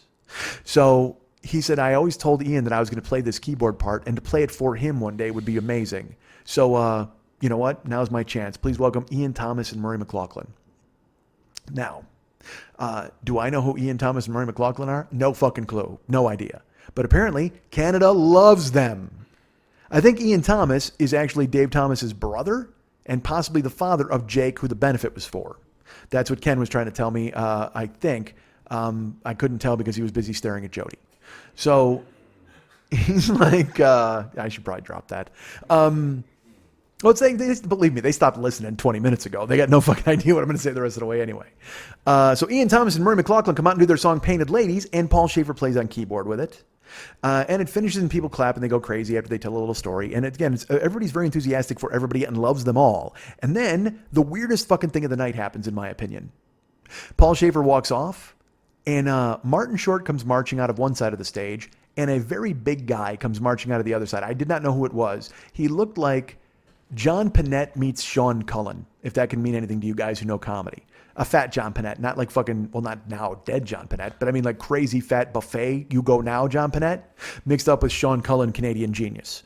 So the two of them are mixed up into one dude, and they're both wearing kilts. They're wearing full-on Scottish gear. And they march like 1 step, 2 step, 3 steps slowly, and they're marching out of opposite sides of the stage toward one another. Then eventually they come face to face. And this guy's twice Martin Short's size. They turn and they face the audience. The guy puts his arms out, and Martin Short jumps into his arms like a bride. And then Martin Short makes the noise of Amazing Grace as a human bagpipe. I can't describe it any other way. That's exactly what happened. The big guy held him and would manipulate him, like squeeze him, and he would go,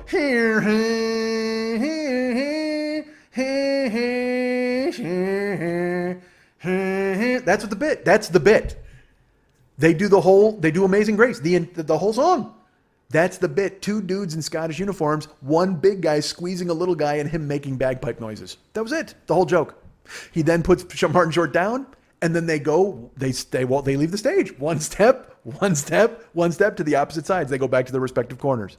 And it was this weird thing where everybody just kind of like, and then they start clapping and they go crazy because they realize it was the fucking stupidest thing they've ever seen. It was gorgeous. Meanwhile, down the stage, they're putting out another table. They're bringing stuff out. And all of a sudden, walking out to the stage comes Robin Duke, who is a famous Second City television alumnus and also a Second City alumnus. But, let's put it this way. Robin Duke came out, and I noticed her, sort of, because in my head I was like, because there was another woman with her, and in my head I went, oh my God, who's that other woman who's standing in my way so I can't see Catherine O'Hara? That's what I thought to myself. Because when they walked out, dude, all right, I'm just going to say this. Catherine O'Hara, unbelievably sexy. I know that sounds weird because I don't even know how old she is or whatever. She had leather pants on, like a white top, silverish hair. She's always had a beautiful face. And they walked out and they did a sketch that was a psychic sketch where Robin Duke was a psychic. Catherine O'Hara was there to have a reading. And then another Second City personality named Catherine Greenwood was there, and she played the daughter of Robin Duke. And I don't want to give it away. It's a fun sketch where basically she's there to get a psychic reading, and then the psychic's family falls apart before her very eyes. But she doesn't notice it. And then at the end, Catherine O'Hara winds up like kind of crying and really having a tender moment sharing about her boyfriend. And then Robin Duke tries to run a scam on her, and then the fucking husband blows it. I can't want to give it away, but it was a really fun sketch. And it didn't. They could have just had Catherine O'Hara come out and stare, and I would have been like, "Yep, I'm on board. That was worth the fucking ticket price." I just wanted to see her because she is fucking phenomenally beautiful and incredibly funny and talented. So then they leave the stage, and then they wheel out a banner. It's the Great White North backdrop from the actual television show. So they wheel out that banner, and Bob and Doug come back out, and they start riffing on the Great White North. And they started talking about how, you can't say that now, unfortunately, because you can't say great because it offends the non-great. And you can't say white because it offends the non-white. And you can't say north because what about the people in the east and the south and the west? We can't offend those people. And I will tell you this, dude. Moranis, it's them. They're doing the show, and they start talking about the banner. And they said if they were to do the show now, they would have to call it multi-ethnic. What was it? Instead of Great White North,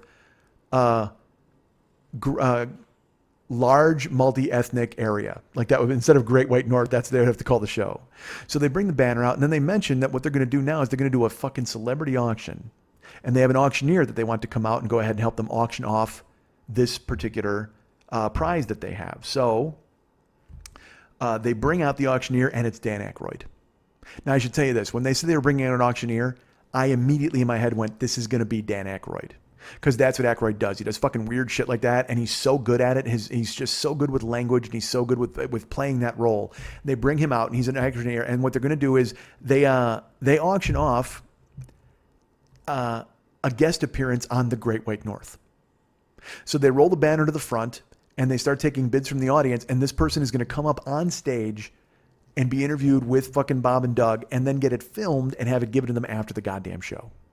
So the bidding reaches a fever pitch, and it gets to finally one guy bids $4,500, and Aykroyd says, sold. So this dude comes up on stage, and they all throw on parkas and toques. They sit down, and they get the camera ready, and they do the theme song. And and so Bob and Doug go ahead and interview this guy, and they proceed to expose him as perhaps the dullest human being in the history of the planet Earth.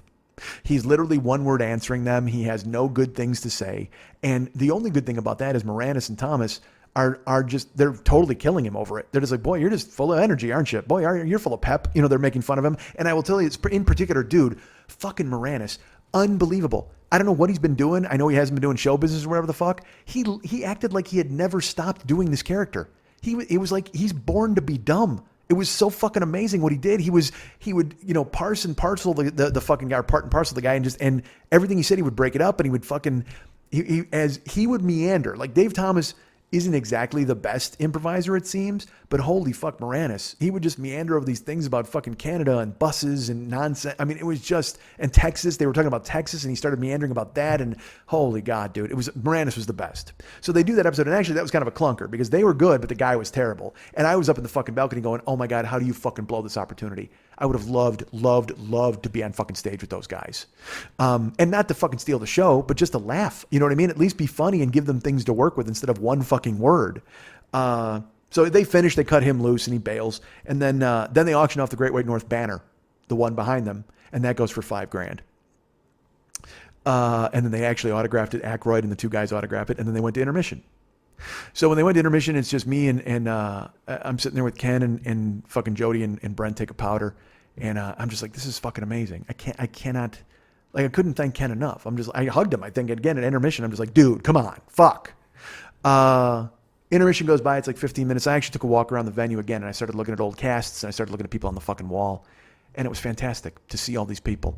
And I get back to my seat just in time. They end the intermission, and the lights come up. And fucking Martin Short comes out as Ed Grimley. Ed fucking Grimley comes out on stage, full costume, full hair, and the place goes crazy, standing ovation. And he does that. I just literally, he's like, I must say, he does the whole fucking thing. But I will tell you this, he's only on stage for like 90 seconds. He basks in the applause, and then he only talks for about 90 seconds, and he's out there and he intros again Ian Thomas and Murray McLaughlin to come out and do another song, and then he leaves. And that's the only Grimley we get all night. At least we got partial Grimley, which was great. And I think we all know how fucking painful a partial Grimley can be. But he fucking made it happen. 90 seconds worth of Grimley was worth it.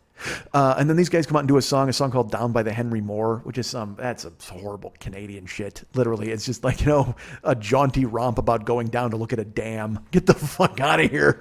Nobody cares. Holy fuck.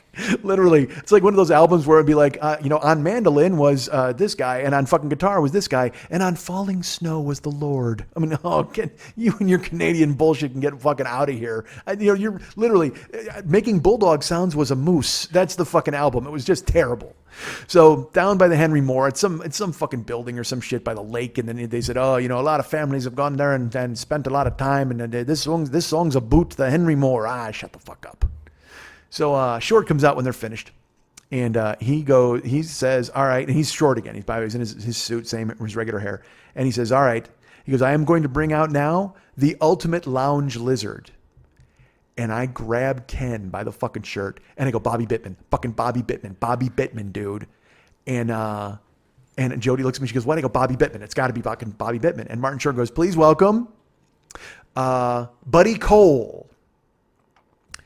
And I didn't expect that at all. It's Scott Thompson from The Kids in the Hall. And he's doing the character of Buddy Cole, which is his gay, the guy sipping the martini. I don't even know what you'd call him, a bon vivant. But I'll tell you what, the place was a little dead from fucking, Canada Sings, whatever the fuck, up with Mooses or whatever the fuck those two dudes were. And like, I'm sure they're lovely people, but the place is still a little like, yeah, that's a good song. But we were here for comedy. Scott Thompson comes out, and he just does what he does. He does a dirty fucking bawdy monologue about gay sex and gay people and sex with centaurs, and every punchline got a laugh. Everything. It was like there'd be a beat and it would get this huge laugh, and then he'd just lean back and induce, because that character, I'll tell you what, I know he lives in LA now and he's doing stand up. He's actually doing regular stand up, but if he just, I don't know why somebody just doesn't give Buddy Cole a half-hour fucking show on the internet or whatever and pay him for it. I mean, it's just the writing on it. That was the thing I respected too. Some people come out and they riff and then whatever, it's an improv deal. Dude, fucking Buddy Cole is written down to the last and giggle. You can kind of fucking tell. And it was perfect. I will say the outline was a clunker, the Trump line, but everything else was just fucking gold about fucking centaurs and, anal sex. And that's why there's a button up there. If God wouldn't have put a button up there, he didn't want us to press it. I mean, dude, just fucking bawdy and dirty and fucking fun. And then all of a sudden he finishes and he leaves. And then Paul Schaefer, Martin Short, and Dave Thomas come out, and they're pretending like they're having a gregarious time and they're laughing, but they're silent. So it's like you're eavesdropping and kind of looking at them. And then Aykroyd comes out with a fucking microphone and he narrates the whole thing. And he goes, this is Dr. Martin Short, Professor Paul Schaefer, and, Monsignor Dave Thomas. And they're having an unbelievable conversation. And wouldn't you like to be a fly on the wall for that conversation? Well, if you win this auction, tomorrow in the afternoon, you will meet all three of these men for lunch. And I was like, you've got to be fucking kidding me. And I'm like, I'm in. I got to do this. I have to be in it. So he goes, I'm going to open the bid at 500 Canadian. And Brent and Jody are like, you got to do this. You have to do this. I'm like, right, I got it. And Ken's like, do it. And I looked at Kenn like, have you got me? And he's like, no, I do not have you. I do not have you at all. I just spent $1,000 on fucking tickets. I'm like, all right. And in the meantime, nobody's bidding. So it's $500 Canadian. And I go, how much is 500 Canadian? They go, it's like $350 US. And they go, just say it. And I go, 500. And Aykroyd did not hear me because somebody on the floor raised their hand at the exact same time. And they went, what about 1,000? I go, how much is 1,000? They're like, it's 750. And I'm like, man, I could actually fucking swing 750. But by the time I decided to go 750, they were up to 2,500. And then to 3,500, and then to 4,500. And lunch with fucking Thomas, Short, and Schaefer wound up going for $6,500 Canadian. So I mean, what the fuck is that? $5? I should have fucking paid. But yeah, I mean, can you imagine lunch with those three guys just fucking staring? What would you do? You just Farley it, right? You remember when you guys were on SCTV? That was so great. You were so cool and so funny. Hey, Paul, you're famous for 80 years. That's fucking, it's so cool. You gonna finish your soup? Dude, that would be worth it. That would be worth it to have lunch with them just to finish Paul Schaefer's soup. Holy fuck. So this dude wins $6,500. Schaefer comes back out, play keyboard, and he's like, all right. He goes, our next performers are in the middle of a world tour of Canada. As a matter of fact, they're playing at Don Cherry's Hockey and Hofbrau House in Burlington Northern or whatever the fuck. And I knew who it was going to be, and I fucking grabbed Ken's shirt, and he goes, please put your hands together for Miss Lola Heatherton and Mr. Bobby Bittman. And Catherine O'Hara comes out as Lola Heatherton, and fucking Levy. I got to be honest with you, I violated the photo rule. I'm going to put this one up. You got to see it. I don't know if it's a great photo or not. I don't know how old Eugene Levy is, but he looked like Bobby Bittman from the TV show. He looked exactly the same. He comes out, and I mean, even better, like a redder coat and blacker hair. And he just fucking, and then they proceeded to do a bit where it was just the two of them, fucking Lola Heatherton is, and it's funny, I was taking notes. I should tell you this. They come walking out, I start typing, and this is when we were bidding on the lunch thing. I'm like, how much is Canadian? And I'm typing. And finally, Jody goes, who are you texting? Who are you texting during this show? And I go, fuck, I'm not texting anybody. Look, I go, I'm writing the set list down so I can remember it for later. I need to fucking know this. And she's like, oh, okay, I thought you were testing. I go, no. I go, you know, as a matter of fact, fuck you. And I started to type and I go, all right. So Schaefer, Short, Thomas, narrated by Aykroyd, lunch with them, Jody busted my balls, $6,500. And I showed it to her on my phone and she started laughing. So then Bittman and Hedither didn't come out, and that's all I wanted to see. So they start doing the bit where, of course, Lola's clueless and she's kind of sex starved, and Bobby is doing the comic in all seriousness. I mean, it was everything you wanted. It walked right out of the fucking 1981 television. It just was perfect. And then they did a fucking Canadian song medley, and with everything from fucking Sunglasses at Night to it was incredible. And they would finish each other's sentences and jump right in. I don't know how they had rehearsed that. I don't know how they fucking got that done with Schaefer, but to me that was the highlight of the entire thing. It finished, and it was worth it just to see fucking Catherine O'Hara go as Lola fucking Heatherton, because she was sexy and hot, and then she did it and she was funny and hitting the notes, and fucking Bittman trying to be serious, dude. It was perfect. And if you don't know what this is, fucking Google it or go to YouTube and look up Bobby Bittman and Lola Heatherton and just realize seeing it live was magic. Because I would be 13 years old and I would just stare at the fucking television in 1980 and watch them fucking do it. It was goddamn amazing. So to see them live in person on stage, see all of these people live on person in stage doing this stuff, I can't thank Kenn enough. It was just a fucking win. So they do Bittman and Heatherton. They fucking crush that. They finish. And then Aykroyd comes out with Schaefer and he does a spoken word thing, like a blues song. He called it the General Motors Moan. And the best part of it was a script. I mean, he had an actual script on a fucking, like an orchestra stand where they have you keep your notes. And it played to his strengths. It was beautiful. It was verbiage about cars, and it was a storytelling thing. He ended it with a bit of the song If You See K, which was an April Wine song, but also was an old blues song. And he had two backup singers, but it was a blues thing because that's what fucking Aykroyd does. But it was worth it just because he did this spoken word thing, and he's talking about, I put the rubber rim into a 1973 new Grand Prix down at the fucking Chevrolet factory, and all this, or Pontiac factory, whatever the fuck. But I can't even do what Aykroyd does. That's why when he's actually allowed to be Aykroyd and do that thing, because he loves fucking space and he loves fucking cars and he knows all the verbiage of every fucking tool ever made. And when he starts to run it and do that, it's fucking fantastic. So he finishes that, and then he walks off. Paul Shavers comes out and says, we're going to bring out a huge star right now. He's a talk show host, and he gives him a big build up, and it's Jiminy Glick. And Short comes out as Jiminy Glick and sits down, and I can't do it justice. He's just funny. He's just doing the voice and making the face and rolling the eyes and doing the nonsense. And then he brought out, I guess, a Canadian celebrity named Rick Mercer. Now, I don't have any fucking idea who Rick Mercer is. Apparently, he's a host of some show. He jumps out of planes or interviews people. I don't fucking know. He could be Hugh Downs. I'm trying to think of the American equivalent of Rick Mercer, and I can just think of every local anchorman in any market you ever went to. He looked like he'd be doing the 6 o'clock news in Dallas. Just that dude, just that fucking newscaster face. And he brought no funny to it, but it didn't matter because fucking Short brought Glick, and then he kept moving his chair up closer to him. He kept invading his personal space. He kept poking him. He kept hitting him with the fucking rolled up thing, making fun of his job. It was gorgeous. I mean, it was essentially a one-man roast of Rick Mercer by a guy in a fat suit. I mean, it was fucking beautiful to watch. And then they finished that, and they walked off, and then the stage was bare. And again, now we're looking at like 2.5 hours now. And Bob and Doug come walking back out. And Paul Schaefer comes walking back out. And Bob and Doug start talking, and they start saying, I should say this, before they came out, Schaefer said, are you ready for the final act of the evening? And everybody kind of booed there because, of course, nobody was ready for the final act of the evening, except for my friend, never mind, I can't get him in more trouble. All right, I was going to say, except for Kenn, who wants to bone Jody in the parking lot, so they're good for him. He's waiting for the show to end just so he can make his move. So they come out, he's the last act, and they bring out Bob and Doug again. And they come out along with Ian Thomas, and Ian Thomas has a guitar. And Paul Schaefer starts playing like a beat on the keyboards, and then there's a drummer in the pit, and he's playing, and I recognize it immediately. It's and then Rick Moranis says, "Hey, this is the weird thing. In 1982, we got to release a record, eh?" And Dave Thomas goes, "Oh yeah," and he goes, "And we can't sing, so we invented rap." And they said that in 1982, he goes, "We talked through the entire song, so basically we invented rap."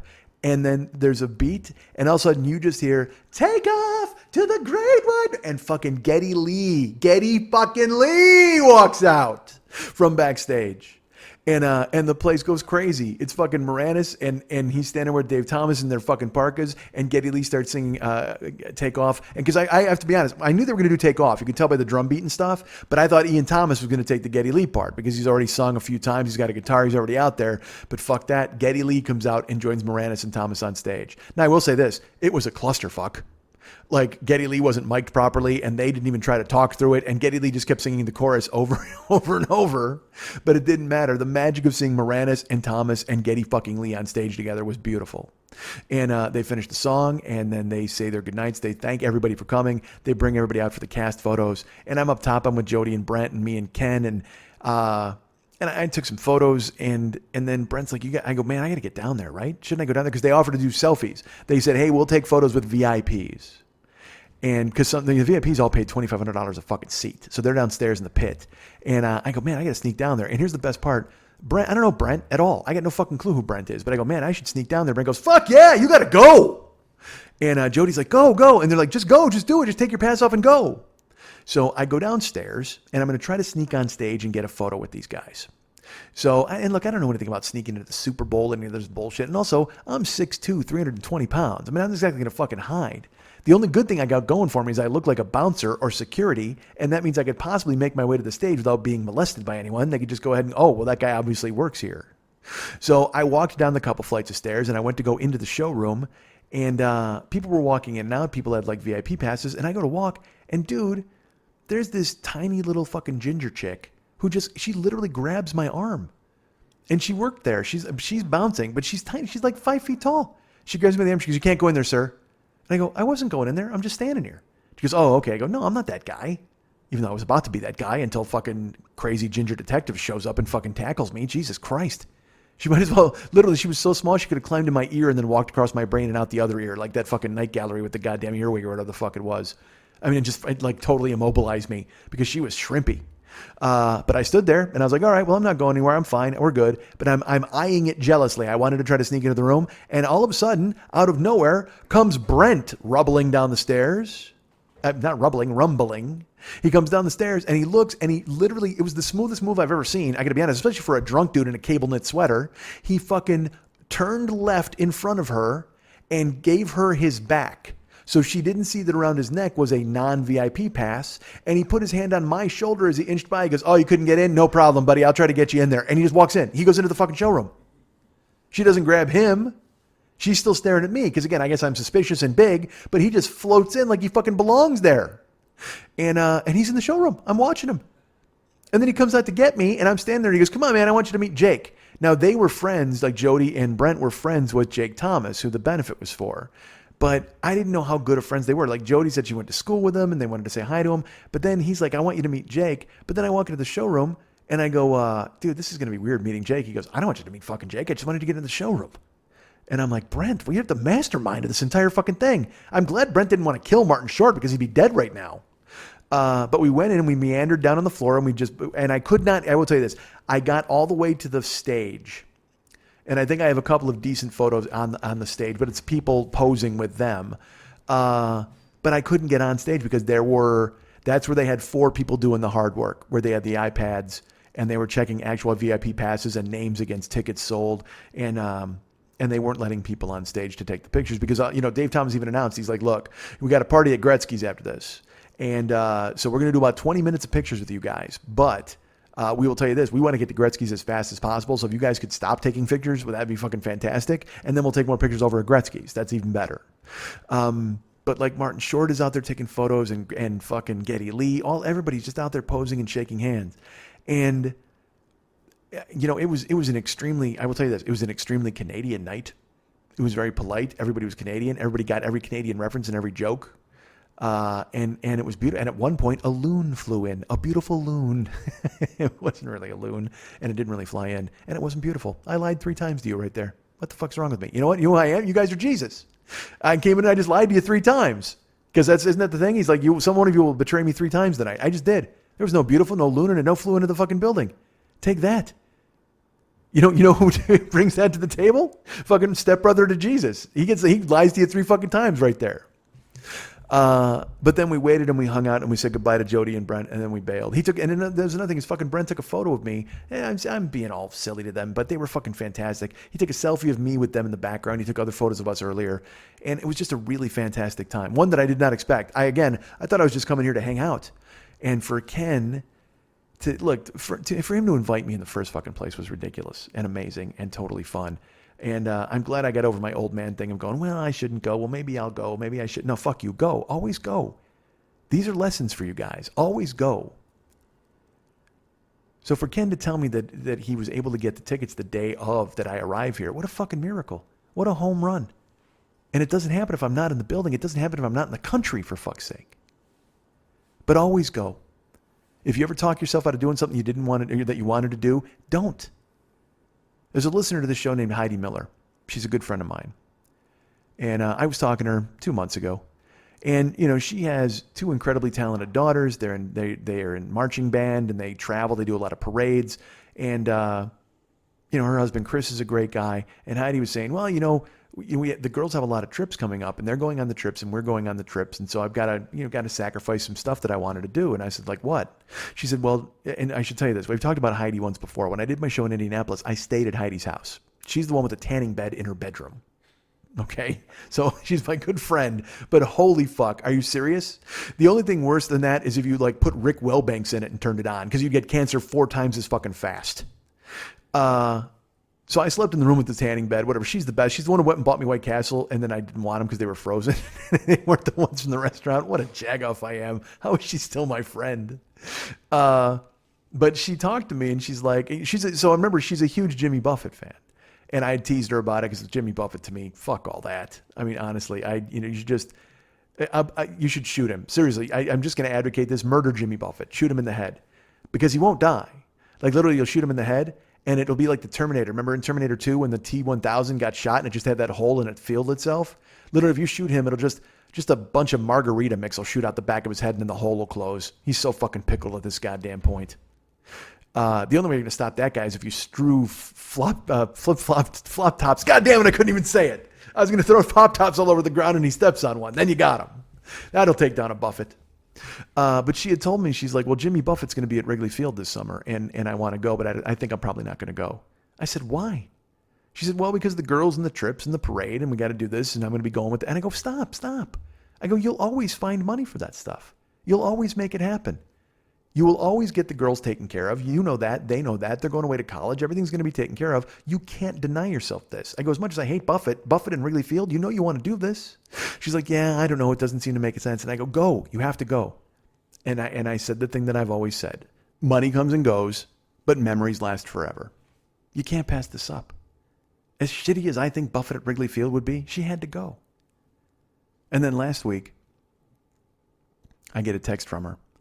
And it just says, I am so glad you told me to go to this show. It's one of the most amazing moments I've ever had. And she sent me a photo, and I just wrote her back, and I said, of course. I said, this concert was made for you. They set it up for you. It was so close to Indianapolis. You had to go. You had to do this. She's like, thank you. Thank you for telling me that. And so I tell you that. And I tell everybody that. And I don't know if you're lucky enough to have a Kenn to bring you to Toronto and bring you to some magical thing like this. I don't know if you're lucky enough to have it a mod to call you up and go, let's go do this magical thing. But you know what? Fucking be your own Kenn. Be your own mod. Don't deny yourself. Go do cool things because cool fucking things will happen. You'll have cool stories. You'll be able to tell cool people about all of them, and then you'll be fucking cool.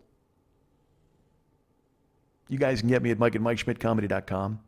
You guys can be my friend at Facebook.com/the40-year-old-boy. You can be my friend at Twitter. No, you can follow me at Twitter, right? That's what you do over there. Follow me at Twitter.com/the40-year-old-boy. Go ahead and do all that neat stuff, please. Oh, and also, please remember I'm on Instagram and Snapchat at Mike40YOB. That's Mike40YOB at Instagram and at Snapchat.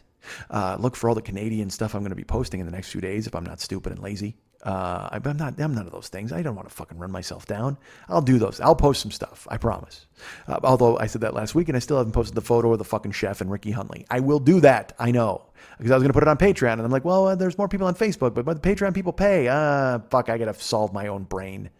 So again, Mike at MikeSchmidtComedy.com, Facebook.com/the40year-old boy, Twitter.com/the40year-old boy, Instagram and Snapchat, Mike40YOB. David Hernandez does all of the artwork and the music for this show. Go ahead and find him at Facebook.com/DavidMexHernandez. But if you want him to do personalized artwork for you, and why wouldn't you? Contact him at artbydmh.com. That's ARTBYDMH.com. He's got Guidecons, he's got Valscapes, he's got all sorts of cool stuff for you. Anything that you want custom, he can go ahead and do it. If you said, hey, you know what, do me a favor. Kill a parrot, use its blood to paint a photo of myself at a photo mat developing this very photo. He would do it. That's the kind of fella he is. He's dedicated to his craft. However, you will have to supply the parrot. Artbydmh.com. That's ARTBYDMH.com. Get him. He's there.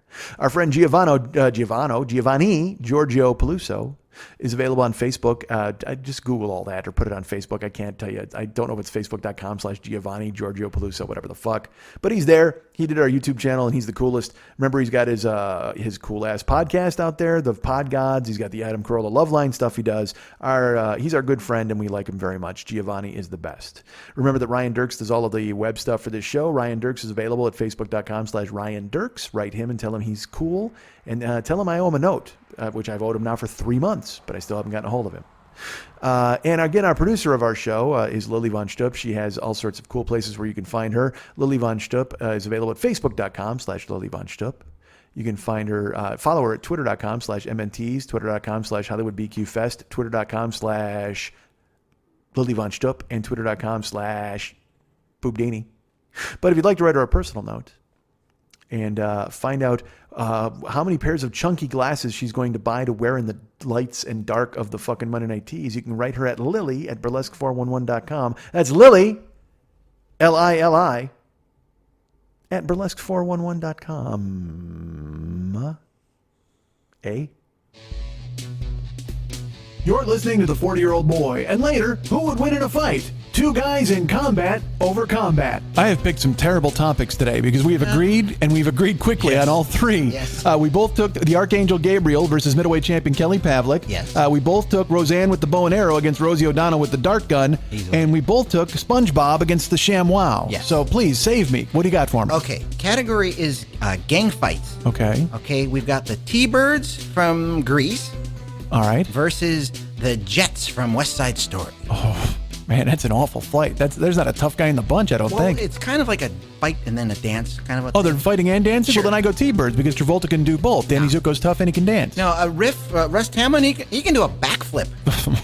You know what? I'm calling it a gay draw. I say we move on. And Okay. you know what? I got one. How about an 8-fanged snake against a skunk that sprays cancer? The final word on who beats who. Who would win in a fight on the Mike Schmidt Podcasting Network? Does cancer smell? Want to remind you folks about the Monday Night Teas every Monday night at the 3 Clubs on Vine at Santa Monica. Our great friend Lily Von Stupp runs that show. And if you go to Facebook.com/Monday Night Teas, you can go ahead and find out who's coming to that show and when they're going to be there and all that neat stuff. I know last night was a big timer. She had our great friend Carmel Knowledge was there. And unfortunately, I could not stay after 2020 because if you know me, I had to go talk in the street for 2 hours.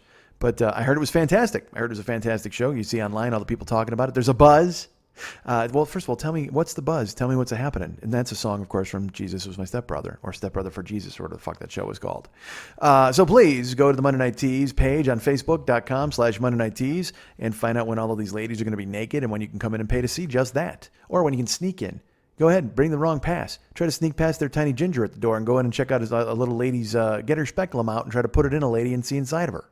That's what I tried to do today. I had my speculum. Maybe that's why they grabbed me, because I was going to jam it all the way up inside a Martin short and go, whoa, check it out. Ed Grimley's all the way up in there. That's how he works. By the way, I wanted Catherine O'Hara so bad. I don't know what it was, but there was some weird, sexy vibe thing about her. Look, she's an attractive woman, and she's really funny.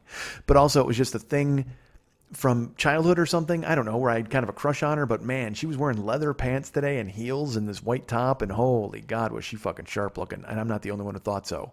Because I took a poll. That's what I did. I went from person to person. I said, how'd you think about Catherine O'Hara tonight? What'd you think of Catherine O'Hara tonight? What did you like Catherine O'Hara tonight? And then a bulldog just went. So please check out the teas every Monday night at the 3 Clubs on Vine at Santa Monica. I've been running 10 years. Hopefully going to run 10 more, or maybe 20 more, or 30 more. And then a 91-year-old Lily von Stupp will curse my name that day as she introduces the acts. Because I wished it upon her, like thinner. I rubbed her face like a gypsy and said, 30 more years. 40 more years. Because 30 more years, she'd be 81. All right, so go and check out the teas, and everybody loves it. First of all, let's talk about sponsors. I'll do that really quick. Let's talk about our sponsors for the show. We've got getthebutters.com, of course. Those people over there, that's Jerome. And he's got butters and balms and bombs and lubes and all sorts of other things you can put inside of your anus and push the button that Buddy Cole talked about tonight. Go to getthebutters.com. Use the code 40YOB. Just buy 10 balms, 4 butters, 5 balms, and 6 lubes. That's what I say. What's that, like 20 things? That's perfect. It fits right in the box. They got a box that fits 20 things. Not unlike an Asian prostitute. She's got a box that fits 20 things. That's a great show to watch, by the way. Go ahead. I'm here in Toronto, and I already told Ken, I'm like, hey, I wouldn't be averse to seeing some Vice. I wouldn't be a guy who didn't mind going to a strip club or maybe, and he's like, well, there's like a live sex show in town. And I'm like, fuck, why are we even talking about it? Why didn't you just pull up and put me in there? Unfortunately, $500 a ticket, just like Second City, but still. So no, I told him, I go, dude, because the other time I was in Toronto, of course, I was a married person. And so there was no interest in going to a strip club or doing sort of foul things unless I had a posse, which I did that night. I had like 6 people, and we went and checked out Vice. Me and John, who's here in the present right with me now, and then of course Valkyrie, who no longer is involved, and other people who don't listen to the show anymore because I've lost all of my Canadian leadership or listenership, if you will. But I told Ken, I'm like, hey man, if there's any Vice to go check out, so maybe there'll be Vice in the next coming days. I don't know. You'll hear about it next week, whether there is or there is not. But go to getthebutters.com and check out Toronto Vice, I guess, and use the code 40YOB and buy some balms and some bombs and some lubes and some butters and do everything that you can possibly to get yourself to Toronto and check out the Vice with a handful of balms and lubes. Please remember, we are sponsored by another podcast. That seems weird, right? To have a less successful podcast sponsor my very successful podcast. There's a lot of lies in that sentence.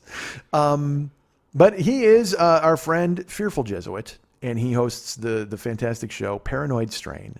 And the episode that's up right now is about the Posse Comitatus and Zog and murders and anti-Semitism and people in Arkansas and all sorts of crazy stuff. And please don't miss the bad chicken sketch. That's the best part of the entire show. But go and listen to the Paranoid Strain.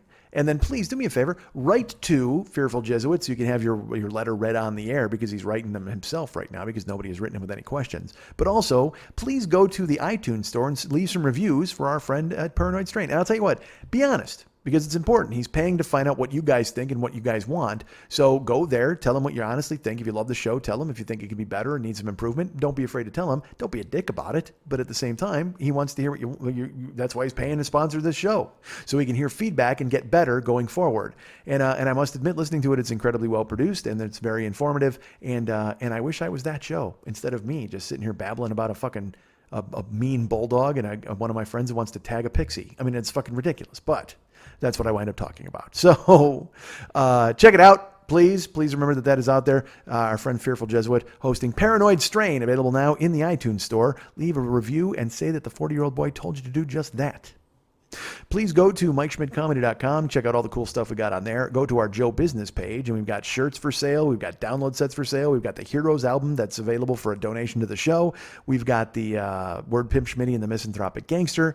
I think we've still got the deal with earbuds. I don't know. Go ahead and try our code 40YOB and see if you get anything cool from them, a cock ring watch or an autoerotic asphyxiation earbud set.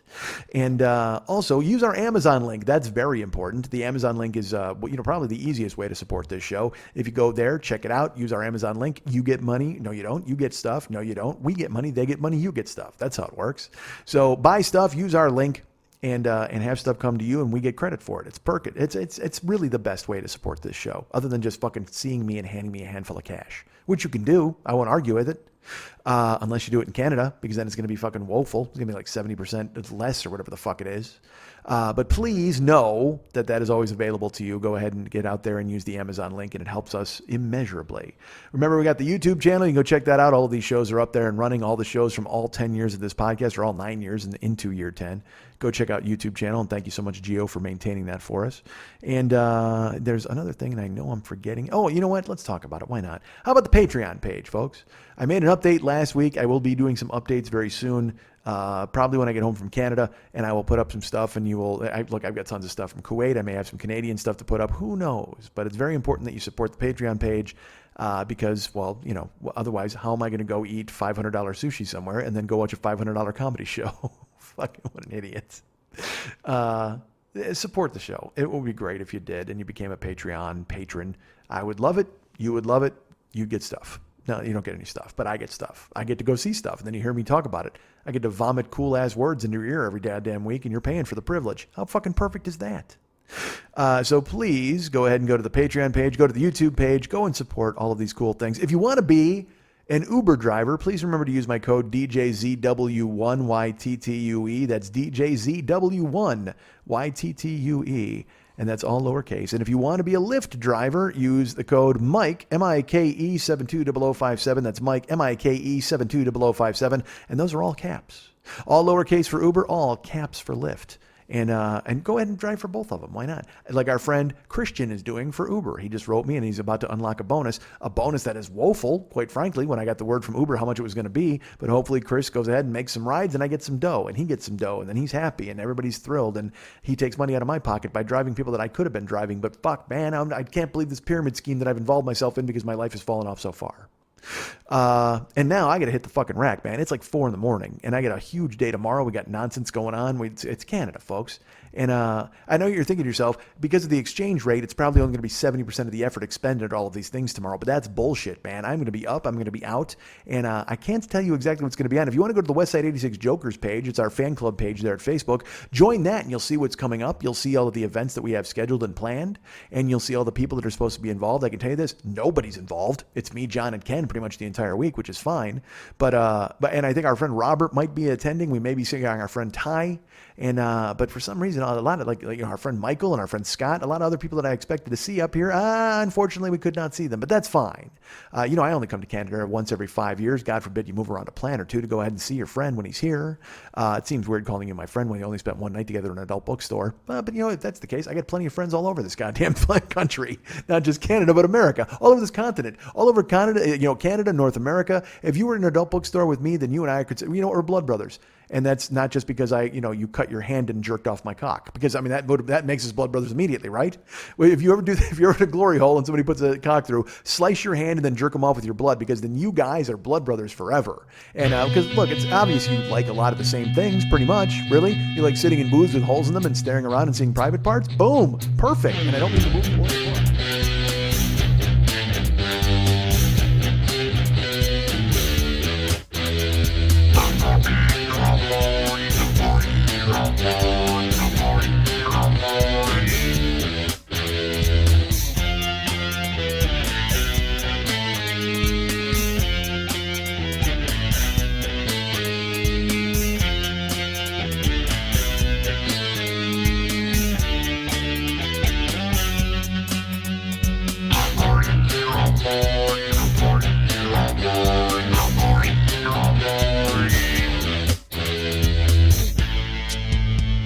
There's nothing lonelier than being trapped inside yourself.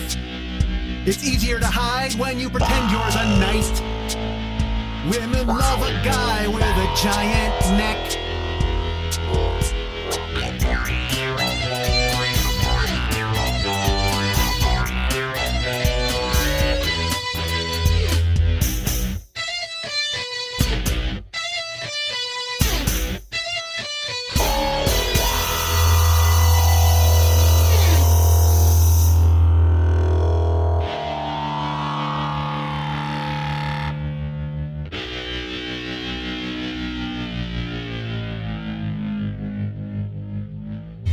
We here.